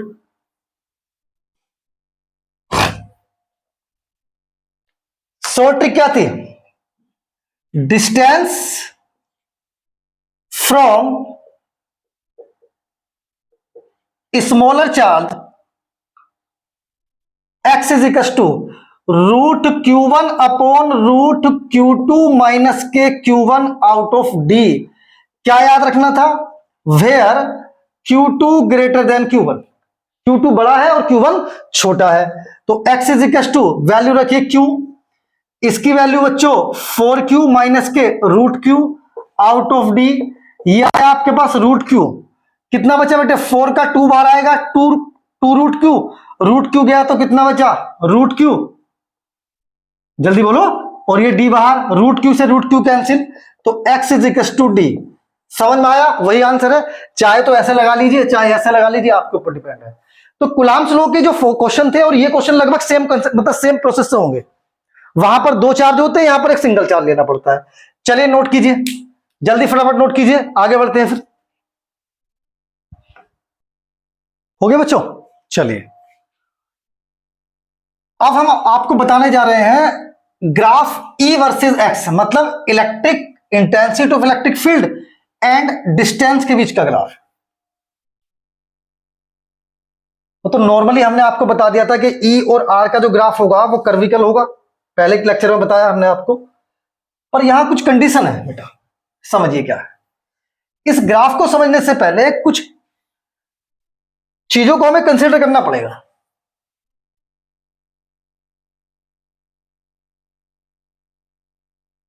अपने कन्वीनियंस के लिए हमें कुछ चीजों को कंसीडर करना पड़ेगा।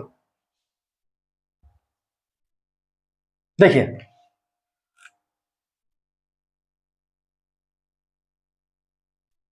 पहला पॉइंट समझिए, क्या कर रहे हैं बेटे, graph E versus x. E मतलब intensity of electric field, x मतलब distance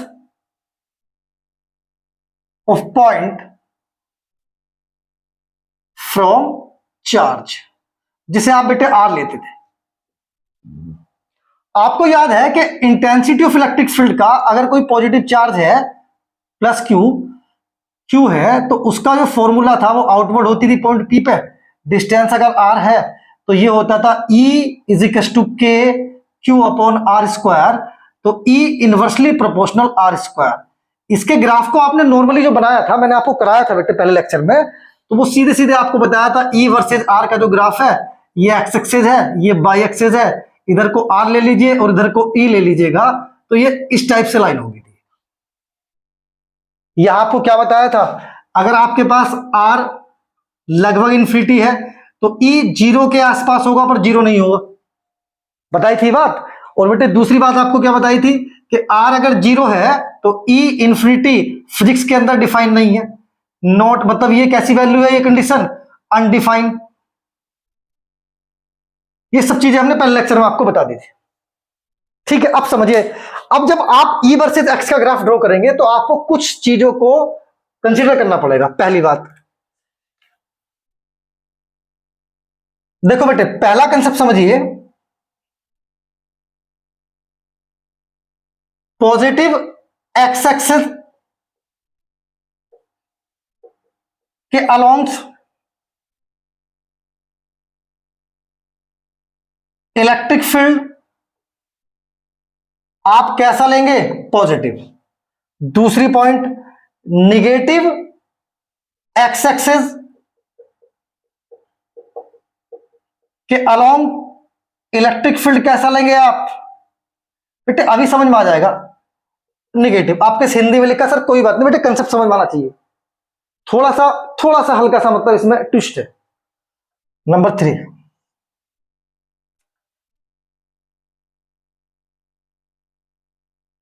electric field always represent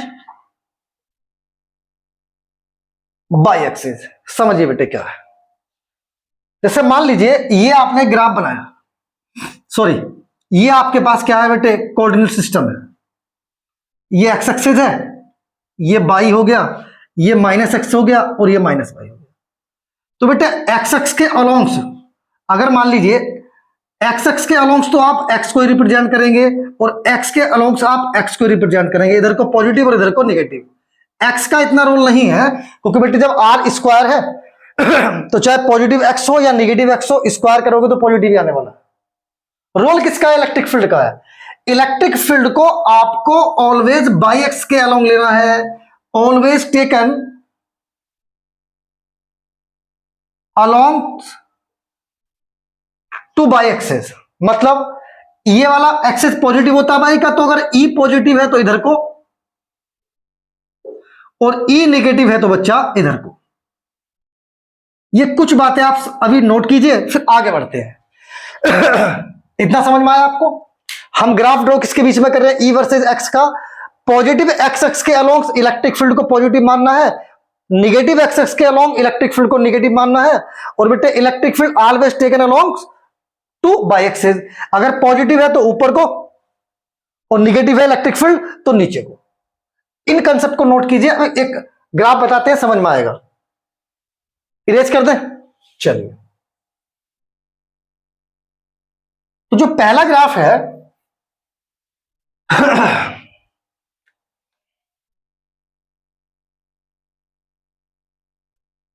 वो पॉजिटिव क्यू का है।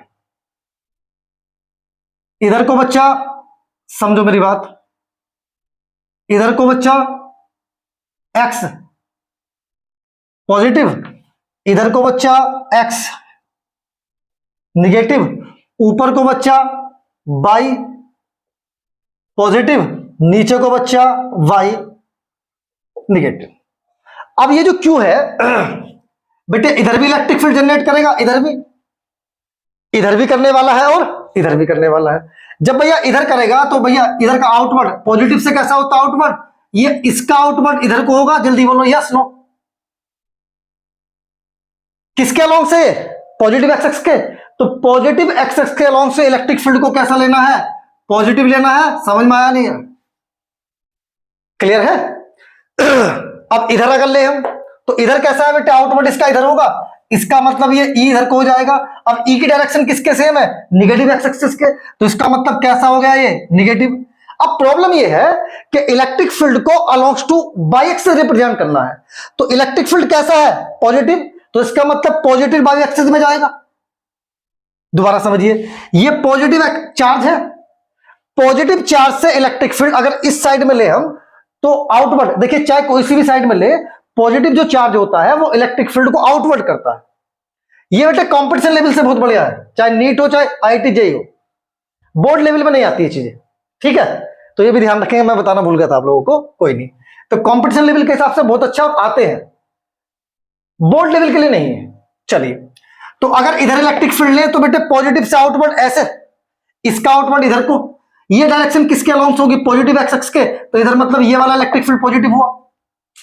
इधर वाला कैसा हो गया बच्चा, आउटवर्ड ऐसे, तो मतलब किसके अलोंग हो गया, निगेटिव एक्सिस के, इसका मतलब निगेटिव हो गया।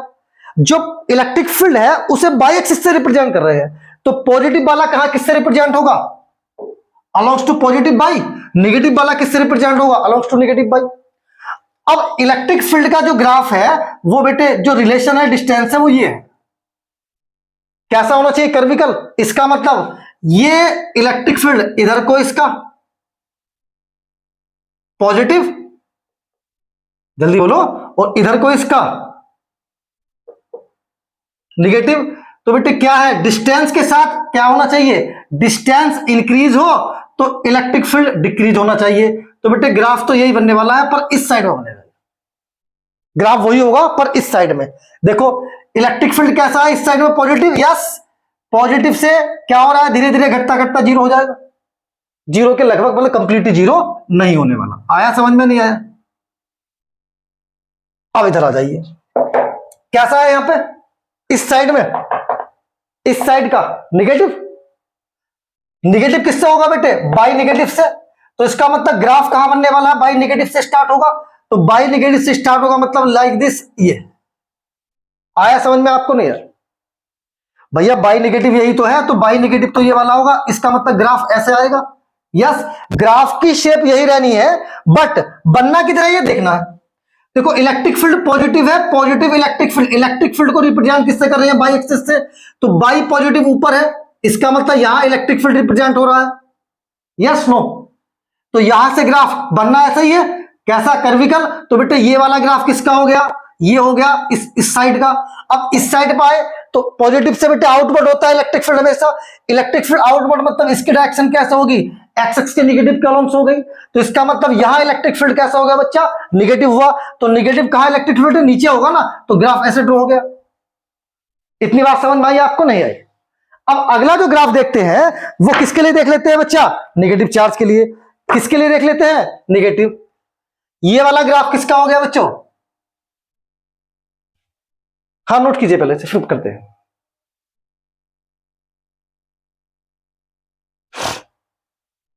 मिटा दे, चलिए। आपका चार्ज कैसा ले लो बेटे, नेगेटिव। समझ आ गया होगा, समझ में और आ जाएगा बेटे। अभी देखिए एक कंसेप्ट और देखिए। अब मान लीजिए ये चार्ज कैसा, मान लिया आपने नेगेटिव, दूसरा वही कंडीशन, वही सब कुछ सेम।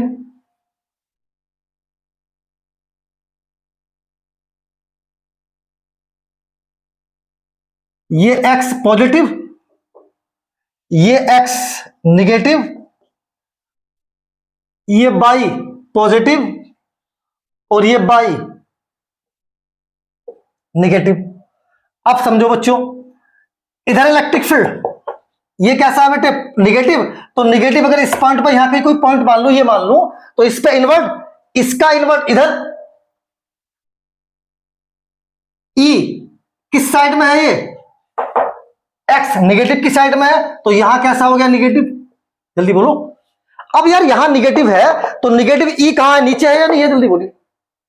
ग्राफ तो बेटे ई जो है वो इसी को तो फॉलो कर रहा है, तो ग्राफ तो कर्विकली होना वैसा ही, तो बट कैसा हो जाएगा आपका, ऐसे। यस नो भैया, ई निगेटिव इधर होगा, जल्दी बोलो। यार जो इलेक्ट्रिक फील्ड है वो किससे रिप्रेजेंट हो रहा है, वो बाई एक्सिस से रिप्रेजेंट हो रहा है। तो पहले तो हमें देखना है कि ई पॉजिटिव है या ई निगेटिव है। ये निगेटिव चार्ज है, इस साइड में अगर पॉइंट लेंगे तो जो इलेक्ट्रिक फील्ड होता है वो इनवर्ट होता है। कैसा होता है वो, इनवर्ट। तो इसका इनवर्ट तो इधर होगा, इसका मतलब इलेक्ट्रिक फील्ड की direction alongs to y negative axis हो गई। तो ई कैसा हो गया, निगेटिव। अगर ई की direction alongs to x positive axis है तो ई की पॉजिटिव लेंगे, और अगर ई की डायरेक्शन एक्स के निगेटिव एक्सिस के अलोंग है तो ई को निगेटिव लेंगे। ई को बाई एक्सिस के अलोंग रिप्रेजेंट करते हैं। अगर पॉजिटिव ई है तो बेटे पॉजिटिव बाई के अलोंग्स, और निगेटिव ई है तो निगेटिव बाई के अलोंग्स। भैया यहां ई कैसा है, ई की डायरेक्शन कैसी है, अलोंग्स टू एक्स निगेटिव एक्सिस, इस साइड में है, इस साइड में कौन है, अलोंग्स टू ई निगेटिव एक्सिस। तो ई साइड का कैसा हो गया, निगेटिव। ये शुरू में आपको लिखा दिया। अब ई कहां आना है, ई को किससे रिप्रेजेंट करना है, बाई एक्सिस से। तो निगेटिव बाई कहां है बेटे, नीचे। तो इसका मतलब ग्राफ ये हो गया, फॉलो इसी को करेगा। इधर आ जाओ, क्लियर। भैया इधर कोई पॉइंट ले लो आप, इसका निगेटिव चार्ज है तो इनवर्ट, इसका मतलब ऐसा होने वाला है, यस नो। भैया कैसा होगा ये किसके अलोंग से, देखो ये ऐसा जा रहा है इधर को, इसे मत देखो, इसका काम खत्म हो गया। अब ये जा रहा है इस साइड में, तो किस साइड में, अलोंग्स टू एक्स पॉजिटिव। तो अगर ई है तो कैसा हुआ है, पॉजिटिव। यार पॉजिटिव ई तो यहां बनेगा, यस नो। थोड़ा सा और सही करके बना लो इसे। समझ में आया या नहीं आया बच्चों, जल्दी बोलिए। क्लियर है, ये भी इसी को फॉलो कर रहा है। ग्राफ तो यार वही बनना है ना हमेशा, पर दिखाना है बनेगा कौन से क्वाड्रेंट में। क्लियर हुआ, जल्दी बोलिए। अब मान लीजिए मैं दो चार्ज को एक साथ ले लूं, मिटा दूं इसे, चलिए समझ में आया, ओके। अब मैंने क्या करा, दो चार्ज को एक साथ ले लिया। कितने चार्ज को एक साथ ले लिया बच्चों, दो को।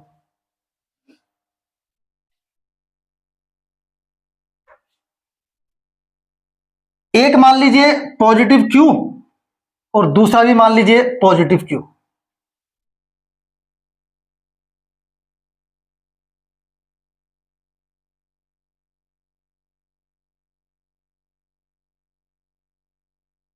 भैया ये तो क्लियर है, नीचे को क्या है, बाई निगेटिव, ऊपर को क्या है, बाई पॉजिटिव।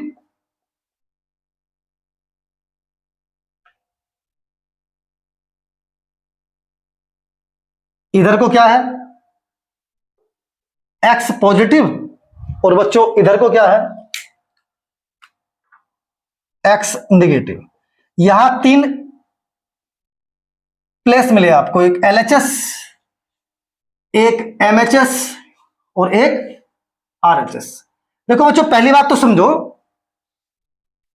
ये चार्ज और ये चार्ज दोनों इक्वल है, ये चार्ज और ये दो चार्ज दोनों इक्वल मैग्नीट्यूड के हैं। तो बेटे इधर जो इफेक्ट होगा वो इस वाले, इस चार्ज को मान लो ये चार्ज 1 है और इस चार्ज को मान लो ये चार्ज 2 है। तो इधर जो इफेक्ट होगा एल आर एच एस में, देखिए बेटे इलेक्ट्रिक फील्ड दो चीजों पर डिपेंड करता है, एक तो क्यू पर और एक आर पर। तो दोनों के क्या बेटा, दोनों के चार्ज इक्वल, मतलब दोनों के चार्ज का मैग्नीट्यूड इक्वल है। देखो ये भी क्यू है और ये भी क्यू है, तो जो इलेक्ट्रिक फील्ड ये क्रिएट करेगा, अगर ये E1 कर रहा है तो वही ये करेगा E2। बट E1 E2 दोनों इक्वल होंगे alongs to, according to magnitude of charge. But depend किस पे करेंगे, डिस्टेंस पे। डिस्टेंस जिसकी कम होगी उसका इफेक्ट ज्यादा होगा। भैया अगर इधर कोई पॉइंट लू, मैं मान लीजिए ये पॉइंट लिया मैंने, तो यहां Q1 की डिस्टेंस कम है या Q2 की डिस्टेंस कम है, भैया ये तो Q2 से कम डिस्टेंस पे है, तो इस एरिया में Q2 ज्यादा इफेक्टिव होगा। कंपेयर दैट Q1 के, कंपेयर दैट 1 के, इधर 2 चार्ज ज्यादा इफेक्टेबल होगा क्योंकि चार्ज 2 की यहां से डिस्टेंस कम है कंपेयर टू चार्ज 1। तो RHS एरिया में कौन इफेक्टेबल होगा ज्यादा? चार्ज 2। इधर आ जाओ, अगर पॉइंट में यहां लूं तो बेटे इस बार चार्ज कौन से की डिस्टेंस कम है? भाई जिसकी डिस्टेंस कम होगी उसका ई ज्यादा होने वाला है। तो इस वाली एरिया में कौन ज्यादा इफेक्टेबल होने वाला है? 1, क्योंकि 1 की डिस्टेंस इस पॉइंट से कम है। बीच में अगर बेटे यहां आएंगे जब दोनों चार्ज इक्वल है तो यार आपको पता है जो E1 है और E2 आपको बताया था सेम नेचर के अगर चार्ज भी क्वेश्चन कराए थे तो उनके बीच में कहीं ना कहीं कोई पॉइंट ऐसा होता है जहां पर नेट जीरो होता है। ये वाली बात आपको बताई थी या नहीं बताई थी? क्लियर है? तो इसके बीच में क्योंकि दोनों के मैग्नीट्यूड इक्वल है तो E1 E2 इक्वल, तो मिड पॉइंट पे बिल्कुल जीरो हो जाएगा। भैया जो वैल्यू E1 की वही वैल्यू E2 की अकॉर्डिंग टू मैग्नीट्यूड दोनों की वैल्यू इक्वल हो गई। अगर आर भी इक्वल हो जाए मतलब बिल्कुल मिड पॉइंट पा जाए तो ई इक्वल हो जाएगा नहीं होने का, इसका मतलब बीच में नेट बिल्कुल जीरो होगा। इतना कंसेप्ट समझ में आया? इधर आ जाइए, कैसा चार्ज है इधर है तो इसका इफेक्ट तो लेंगे नहीं हम, इसका लेंगे। कैसा चार्ज है? पॉजिटिव। यार पॉजिटिव जो होता है वो आउटवर्ड करता है, ई को नहीं करता। एक मिनट बेटे दूसरा मार्कर ले लो। कैसा करेगा बच्चा? ये आउटवर्ड करेगा नहीं करने का। और कौन से अलोंग्स है? एक्स एक्स के पॉजिटिव के अलोंग्स है तो पॉजिटिव लेंगे। पॉजिटिव तो बेटा यही होगा, जल्दी बोलिए यस नो। कंसेप्ट समझ में आया? क्लियर है? आ जाइए, इधर आ जाओ बेटा। आपका इधर जो इफेक्टिबल होगा चार्ज 1 होगा, चार्ज 2 का इधर कोई इफेक्ट होगा पर माइनर हो जाएगा वो, क्योंकि ये बेटे कम डिस्टेंस पे है तो E1 की वैल्यू बढ़ेगी और E2 की वैल्यू घटेगी। जब वैल्यू घटेगी तो बेटे इसे इफेक्ट लेस हो जाएगा। इसका मतलब इस कैसा है पॉजिटिव, तो पॉजिटिव का कैसा होता है? आउटवर्ड, इस पॉइंट पर आउटवर्ड ऐसे। इसका मतलब ये इसका ई इधर हो जाएगा, यस नो। एक मिनट बेटे, एक मिनट रुक जाइए, कोई नहीं, थोड़ी गर्मी है यार, कोई प्रॉब्लम नहीं। अब देखिए ये कैसा हो गया बच्चा, ये इधर को ये पॉजिटिव, इसका 2 का इफेक्ट नहीं रहेगा, केवल किसका रहेगा? 1 का। तो ये पॉजिटिव, पॉजिटिव से आउटवर्ड, आउटवर्ड ऐसे बाहर, तो बाहर होगा तो इसकी डायरेक्शन इधर किधर आई? एक्स एक्स के पॉजिटिव है या एक्स एक्स के निगेटिव है? निगेटिव है, तो इसका मतलब ये वैल्यू किसकी होगी? निगेटिव हो गई। अब निगेटिव ई को किससे रिप्रेजेंट कर रहे हैं? Alongs to by axis. Negative y axis कहां है बेटा? ये रहा, तो इसका मतलब ये ऐसा आ जाएगा, यस नो। ये वाला जो है वो है ड्यू टू चार्ज 2, और ये जो है वो क्या है बच्चा? Due to charge 1। अब समझो, अब कोई अगर बीच में मैं पॉइंट यहां ले लूं, ये कैसा पॉजिटिव, ये उधर भेजेगा, यस नो, जल्दी बोलो। तो ये जो किसके रीजन से है? ड्यू टू 1, किसके अलोंग से? एक्स एक्स के पॉजिटिव के। भैया इधर को पॉजिटिव है तो इसका मतलब ये पॉजिटिव हो गया, जल्दी बोलिए। तो इसका मतलब ये जो ड्रॉ होगा वो पॉजिटिव डायरेक्शन में होगा। ई को किससे रिप्रेजेंट करते हैं? बाई एक्सेस से। ये वाले एक्सेस बाई है, इसका मतलब ये कहीं ऐसे आएगा, यस नो। किसका है ये? ड्यू टू, इसे यहां लिखो, ड्यू टू 1। अब समझिए दूसरा कौन सा है बेटे? ये कैसा है? ये भी पॉजिटिव है।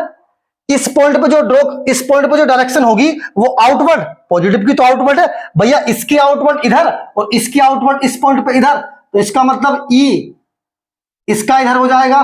कौन सी डायरेक्शन में है ये? एक्स के निगेटिव।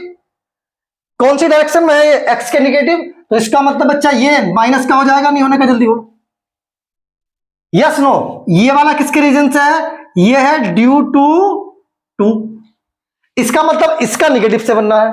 यार दोनों के मैग्नीट्यूड इक्वल है, चार्ज इक्वल है, तो बीच में कोई ना कोई पॉइंट ऐसा आएगा जहां पर क्या होगा? यस नो, जहां पर ई नेट जीरो हो जाएगा, जल्दी बोलिए फटाफट, यस नो। मन में कोई डाउट? बेटा देखो ये किसका है? ड्यू टू 1, और ये किसका हो गया? Due to 2। ये इस वाले चार्ज के रीजन से और ये इस वाले चार्ज के रीजन से। इस वाले पॉइंट पे ई कितना हो गया? 0। कंसेप्ट समझ में आया नहीं आया? क्लियर है? नोट कीजिए फटाफट, आगे बढ़ते हैं इससे। बच्चों मिटा दे। चलिए,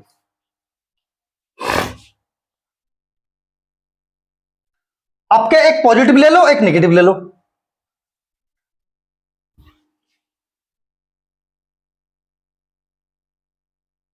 आपके कैसा लेना है? चार्ज पॉजिटिव और दूसरा चार्ज नेगेटिव।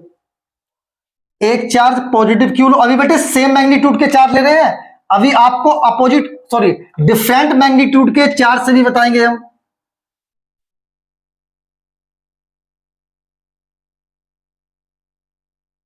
कहीं भी कोई डाउट लग रहा हो तो बेटे आप मुझे कमेंट बॉक्स में बता देंगे, कोई प्रॉब्लम नहीं, फिर दोबारा बता दिया जाएगा आपको। कुछ ना कुछ तो देखिए वैसे समझ में आ जाएगा, आप ध्यान से समझेंगे तो। ठीक है, आ जाइए। ये इसका एलएचएस, ये इसका आरएचएस, ये इसका एमएचएस, इसे मान लीजिए 1 और इसे मान लीजिए 2 अपने कंसेप्ट को समझने के लिए। ये एक्स का पॉजिटिव एक्सेस, ये बच्चा एक्स का निगेटिव एक्सेस, ऊपर को बाई पॉजिटिव, इधर को बाई पॉजिटिव, इधर को बाई निगेटिव। अब समझिए, इधर आ जाओ बेटा, दोनों फिर से मैग्नीट्यूड के हैं, तो जिससे डिस्टेंस कम होगी, देखिए ई दो चीजों पर डिपेंड करता है, एक तो मैग्नीट्यूड पर और एक डिस्टेंस पर। मैग्नीट्यूड दोनों का सेम है, तो मैग्नीट्यूड के रीजन से दोनों चार्ज का मैग्नीट्यूड इक्वल है, तो दोनों मैग्नीट्यूड के रीजन से ई की वैल्यू इक्वल हो जाएगी। बट डिस्टेंस जिससे कम होगी उसका इफेक्ट ज्यादा होगा, उसका ही ज्यादा होगा। अगर इस पॉइंट पे लूं, इधर आरएचएस में किसी पॉइंट को ले लूं, तो आरएचएस में किसका इफेक्ट ज्यादा होने वाला? डिस्टेंस किससे कम होने वाली है? 2 से, तो इफेक्ट किसका ज्यादा होने वाला है? 2 का। समझ में आई बात? तो इसका मतलब ये इफेक्टेबल नहीं होगा। अगर ये चार्ज दोनों डिफरेंट डिफरेंट मैग्नीट्यूड के होते, तो अगर मान लीजिए इसका मैग्नीट्यूड ज्यादा होता, तो ये बेटे इधर भी इफेक्टेबल होता। वो आगे कराएंगे अभी आपको। समझ में आई बात ये? चलिए, अभी दोनों के सेम मैग्नीट्यूड है, तो जिस साइड को लेंगे उस साइड वाला चार्ज ज्यादा इफेक्टेबल, जिस साइड अगर इस साइड लेंगे तो ये वाला चार्ज इफेक्टेबल। बेटे अगर ये मान लीजिए 10 10 क्यू होता, तो ये इधर भी इफेक्टेबल होता। आया समझ में? ये मान लीजिए 15 क्यू होता, तो ये इधर भी इफेक्टेबल होता। अभी तो दोनों यार सेम है, तो जिस साइड में लेंगे उस साइड वाला चार्ज इफेक्टेबल, मतलब इधर इसकी कोई वैल्यू नहीं है, इधर इसकी कोई वैल्यू नहीं है, इधर चार्ज 1 की कोई वैल्यू नहीं है और इधर चार्ज 2 की कोई वैल्यू नहीं है। समझ में आया? है पर वो नेग्लिजिबल हो जाएगी बेटे। आइए, तो निगेटिव से बेटे कैसा होगा? निगेटिव का तो इन्वॉल्व होता है दिस, कहा जा रहा है अलोंग्स टू बाई नेगेटिव एक्सेस, और बाई नेगेटिव में तो ई नेगेटिव लेते हैं। अभी बताया आपको भाई, ये नेगेटिव चार्ज है, इधर इफेक्ट नेगेटिव का होगा, ये नेगेटिव इस पॉइंट पे लेंगे तो इधर जाएगा, और इस साइड का मतलब अलोंग्स टू बाई नेगेटिव, और बाई नेगेटिव डायरेक्शन में ई को भी नेगेटिव लिया जाता है। अगर ई नेगेटिव है तो भैया ई नेगेटिव का डायग्राम तो ये ऐसा बनेगा। Yes no? समझ में आया नहीं आया? क्लियर? आ जाइए, इधर आ जाओ भैया। इधर कौन इफेक्टेबल होगा? 1 ये है, तो ये कैसा चार्ज है? पॉजिटिव। पॉजिटिव का तो बेटे आउटवर्ड होता है, इसका मतलब इधर, जल्दी बोलो भैया, इसका पॉजिटिव है, ये इफेक्टेबल, 2 इफेक्टेबल नहीं होगा। कौन इफेक्टेबल होगा? इधर 1, क्योंकि दोनों सेम मैग्नीट्यूड के हैं, जिसके पास वो ज्यादा इफेक्टेबल। तो ये पॉइंट, ये वाला एलएचएस पोर्शन किसके पास है? 1 के, तो ये ज्यादा इफेक्टेबल होगा। अब यहां पर इफेक्टेबल होगा तो इसकी चलेगी केवल। अब इसका इलेक्ट्रिक फील्ड कैसा है? ये पॉजिटिव। पॉजिटिव का कैसा होता है? आउटवर्ड। आउटवर्ड मतलब ये किस डायरेक्शन में? नेगेटिव एक्स एक्सिस, तो बेटे नेगेटिव हो जाएगा, नहीं होने का। और नेगेटिव इलेक्ट्रिक फील्ड को अलोंग्स टू बाई एक्सिस रिप्रेजेंट करते हैं, तो बाई एक्सिस नेगेटिव ये रहा, इसका मतलब इसका ये रहा। समझ में आया आपको? नहीं आया? जल्दी बोलिए। अब इधर आ जाओ, ये कैसा है बेटा? यहां मान लीजिए कोई पॉइंट है, ये कैसा है? नेगेटिव। नेगेटिव का इनवर्ट मतलब ई एस है, किसके रीजन से है? Due to 2। और ये कौन सी डायरेक्शन में है? पॉजिटिव एक्स एक्सिस, तो भैया पॉजिटिव एक्स एक्सिस का तो पॉजिटिव होगा। ये कैसा है? जल्दी बोलो। पॉजिटिव है, पॉजिटिव का इस पॉइंट पे फिर कैसा हो जाएगा बेटे? इसी डायरेक्शन में हो जाएगा। ये जल्दी बोलो। आउटवर्ड। भाई पॉजिटिव से आउटवर्ड होता है, तो आउटवर्ड इधर, इसका आउटवर्ड इधर, इस वाले फील्ड में इसका आउटवर्ड इधर। कहां हुआ बेटे? ये अलोंग्स टू पॉजिटिव एक्सिस, तो ये भी पॉजिटिव हो गया। अब दोनों कैसे हैं बेटे, ये किसके रीजन से है, ड्यू टू 1, दोनों की डायरेक्शन सेम है। इससे पहला जो आपने ग्राफ बनाया था दोनों की डायरेक्शन अपोजिट थी तो 0 हो गया था। अब दोनों की डायरेक्शन सेम है तो बेटे 0 नहीं होगा भाई, जब दोनों की डायरेक्शन सेम है तो रिजल्टेंट तो सम के इक्वल होगा, इसका मतलब 0 कहीं नहीं होने वाला। अब भैया किसका लेने, पहले पहले 1 का ले लो, पॉजिटिव में है। इलेक्ट्रिक फील्ड को किससे रिप्रेजेंट करते हैं, बाई एक्सिस से, बाई एक्सिस पॉजिटिव ये रहा, यस। ये कहां है बच्चा, ये भी पॉजिटिव में है, किसका है 2 का, तो बेटे 2 का ये रहा। और कभी भी ये 0 नहीं होने वाला, मतलब थोड़ा सा ऊपर से निकल जाएगा। इतना कंसेप्ट समझ में आया आपको, नहीं आया? इट मींस कि इस पॉइंट पर E is not equal to 0। अगर इन दोनों की डायरेक्शन अपोजिट होती तो बेटे 0 हो सकता था, पर दोनों की डायरेक्शन अपोजिट नहीं है तो 0 नहीं होने वाला है। आया समझ में, नहीं आया? नोट कीजिए फटाफट, आगे बढ़ते हैं।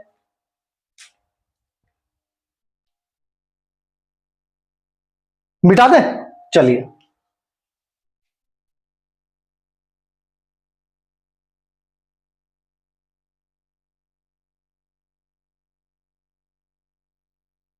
चलो बेटे आपके दोनों को निगेटिव ले लो, जैसा भी दोनों को पॉजिटिव लिया था।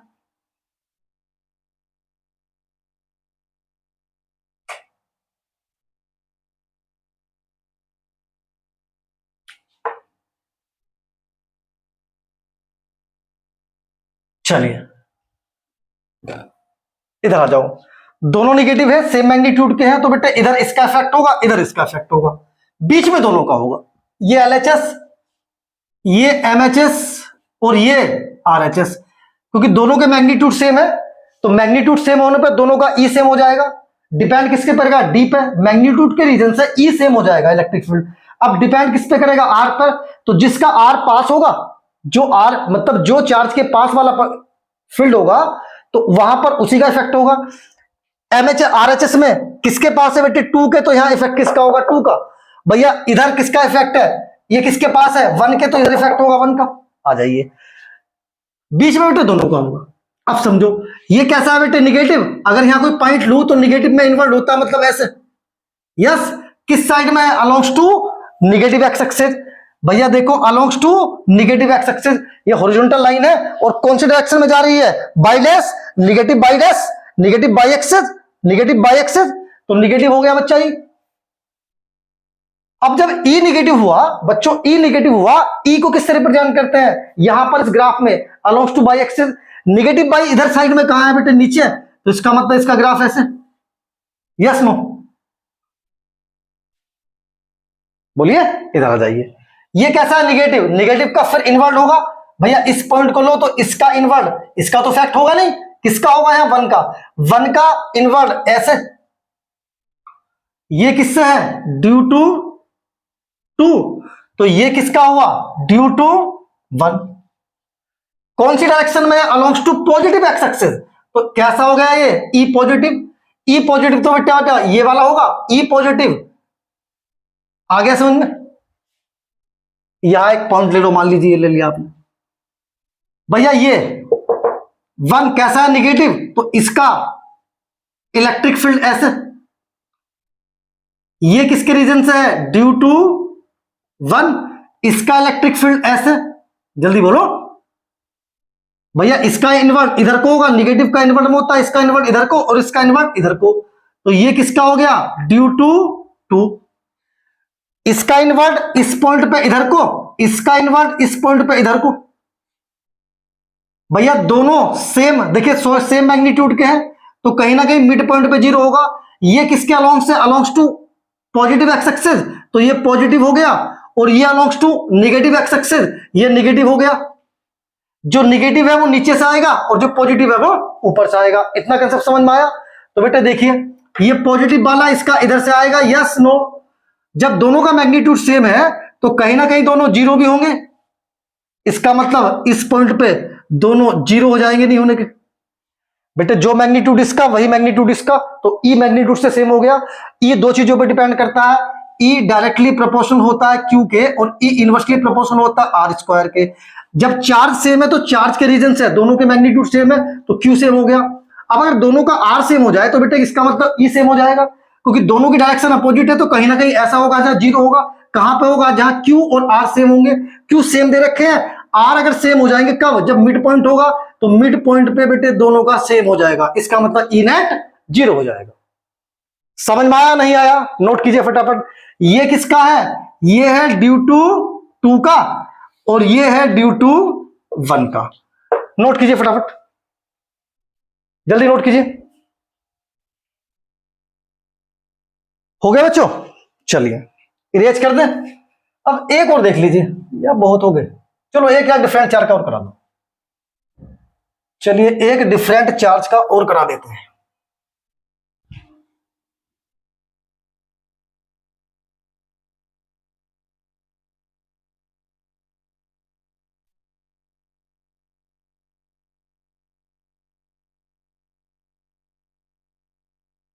चलो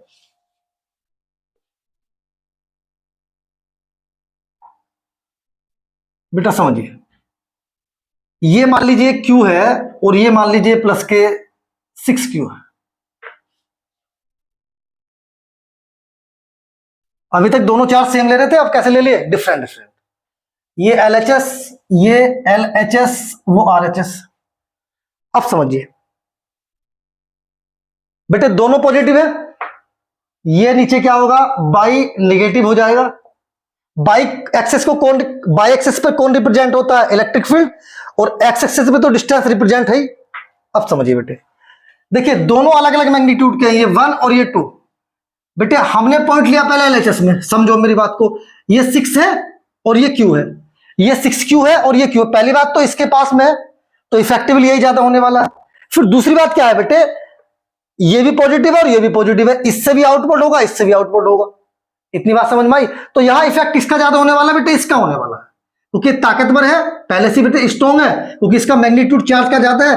और दूसरी बात, इसके पास डिस्टेंस भी हो गई, क्योंकि ये आरएचएस जो रीजन है वो किसके पास है? किसके नियरेस्ट है? 6Q के।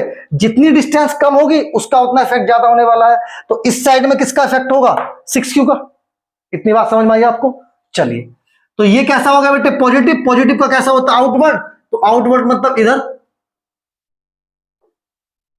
इतनी बात समझ में आई आपको?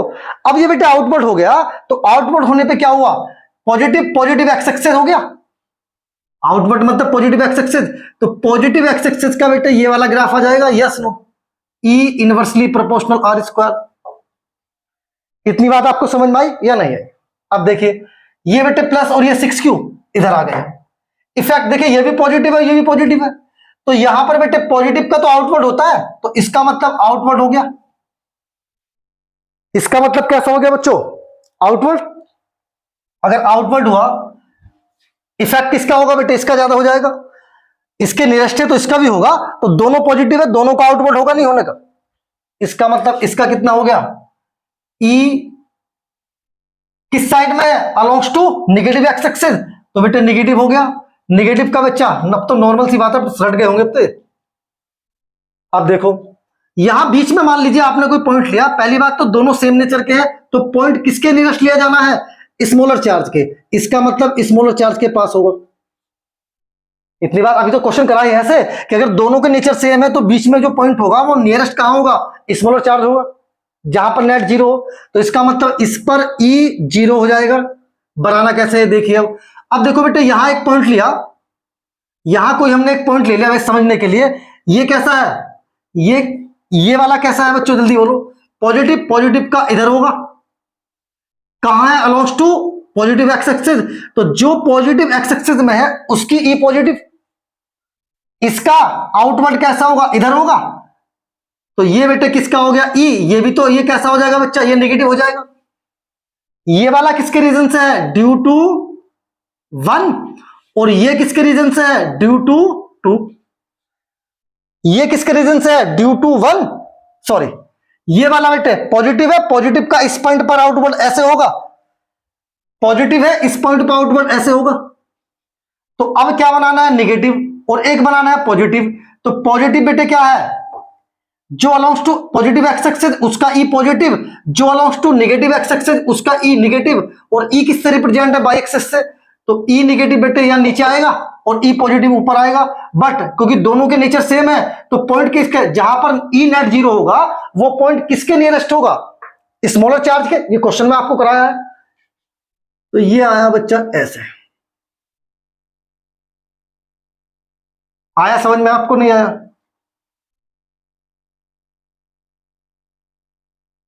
ये हो गया पॉजिटिव वाला ड्यू टू 1 और ये हो गया ड्यू टू 2। इतना आपको समझ में आया बच्चों, नहीं आया? कंसेप्ट कहीं भी लगा लीजिए, इसी रूल को फॉलो करना है। ई और आर का ग्राफ हमेशा ऐसे ही रहने वाला है, पर ये केस स्टडी होगी इनकी कि पॉजिटिव लेंगे तो कैसा होगा, 2 चार्ज लेंगे तो कैसा होगा। इतना समझ में आया? तो आज के लेक्चर में बस इतना ही। जो नेक्स्ट लेक्चर आने वाला है उसमें हम आपको कराने जा रहे हैं डिस्ट्रीब्यूशन ऑफ चार्ज के रीजन से इलेक्ट्रिक फील्ड। अभी तो हमने जो कराए थे बेटे वो आपको क्या कराया, जितने भी कंसेप्ट कराए हैं वो सब पॉइंट चार्ज के लिए है। और ये जो फॉर्मूला है E equals to K into Q upon R square केवल किसके लिए वैलिड है, पॉइंट चार्ज के लिए वैलिड है, वैलिड ओनली पॉइंट चार्ज। अगर कहीं एक्सटेंडेड चार्ज हो, बटा हुआ चार्ज हो, डिस्ट्रीब्यूटेड चार्ज हो, तो ये उसके लिए वैलिड नहीं है। क्लियर? तो अगला जो लेक्चर है वो एक्सटेंडेड चार्ज डिस्ट्रीब्यूटेड चार्ज के रीजन से किसी पॉइंट पर इलेक्ट्रिक फील्ड फाइंड आउट करने के लिए आ रहा है। तो आज के लेक्चर के लिए इतना ही, नोट कीजिए। ओके।